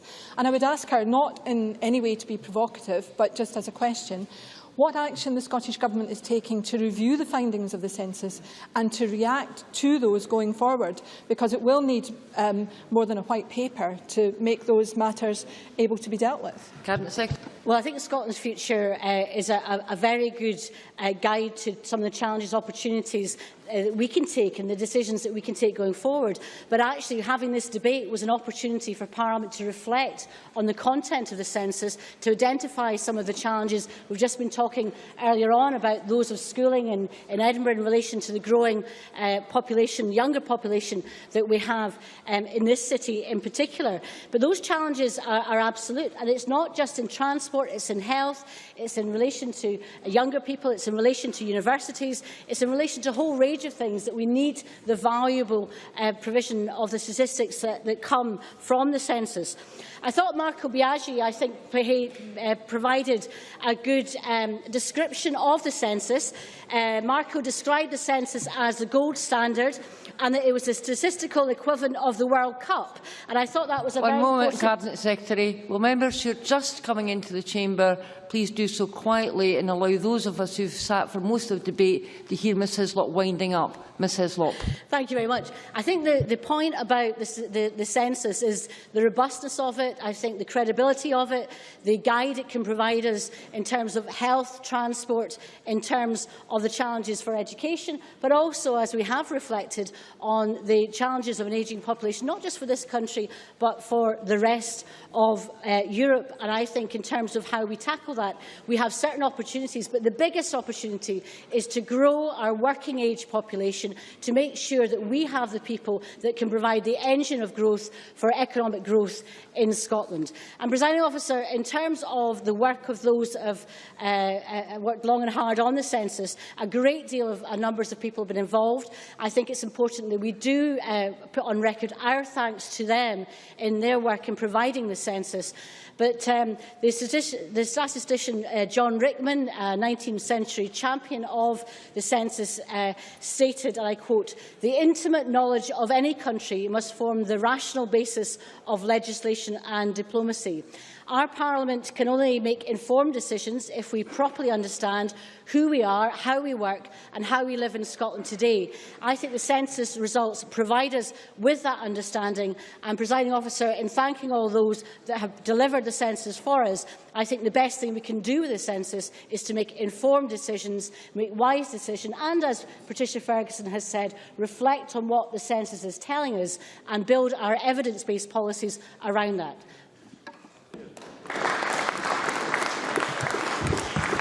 Thank you. That concludes the debate on Scotland's census. We now move to the next item of business, which is consideration of motion number 8027 in the name of John Swinney on the financial resolution for the Public Bodies Joint Working Scotland Bill.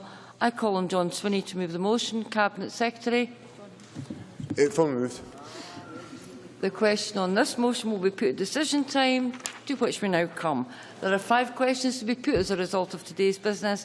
The first question is amendment number 8462.1 in the name of Kezia Dugdale, which seeks to amend motion number 8462 in the name of Angela Constance on women and work. Be agreed to. Are we all agreed? The Parliament is not agreed. We move to vote. Members should cast their votes now.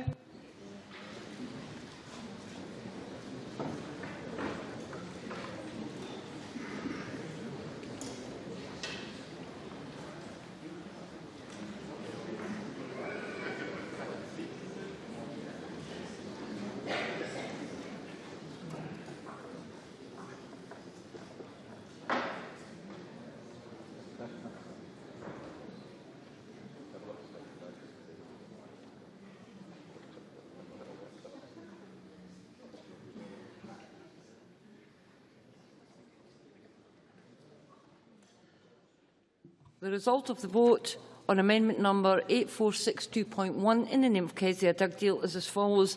Yes, 51. No, 59. There were 2 abstentions. The amendment is therefore not agreed to. The next question is that motion number 8462 in the name of Angela Constance on women and work be agreed to. Are we all agreed? Yes. The motion is not agreed. Therefore, we move to a vote. Members should cast their vote now.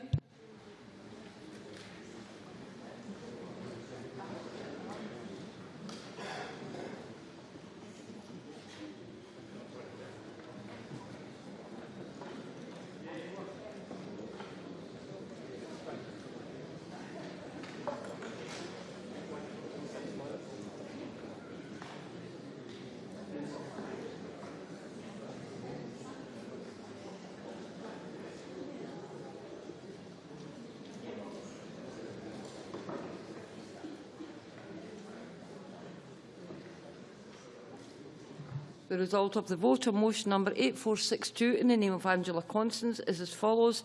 Yes, 61. No, 51. There were no abstentions. The motion is therefore agreed to. The next question is amendment number 8461.1 in the name of Patricia Ferguson, which seeks to amend motion number 8461 in the name of Fiona Hislop on Scotland's census be agreed to. Are we all agreed? The Parliament is not agreed. We move to a vote. Members should cast their votes now.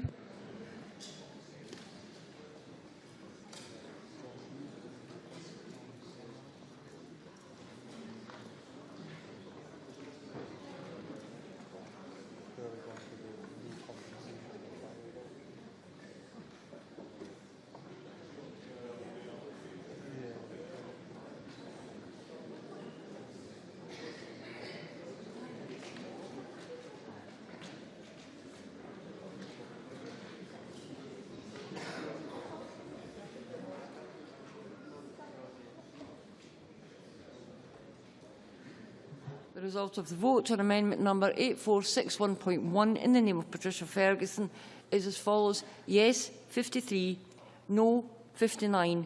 There were no abstentions. The amendment is therefore not agreed to. The next question is that motion number 8461 in the name of Fiona Hislop on Scotland's census be agreed to. Are we all agreed? Yes. The Parliament is not agreed. We move to a vote. Members should cast their votes now.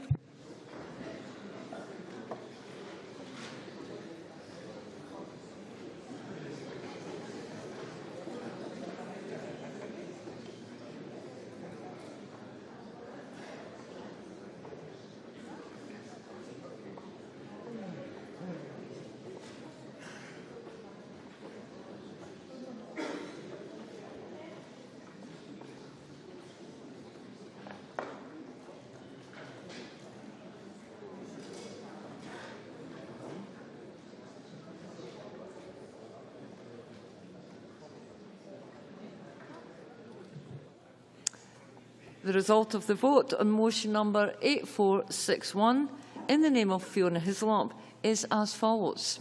Yes, 112. No, 0. There were no abstentions. The motion is therefore agreed to, and the person who caused the vote, please reflect in the future.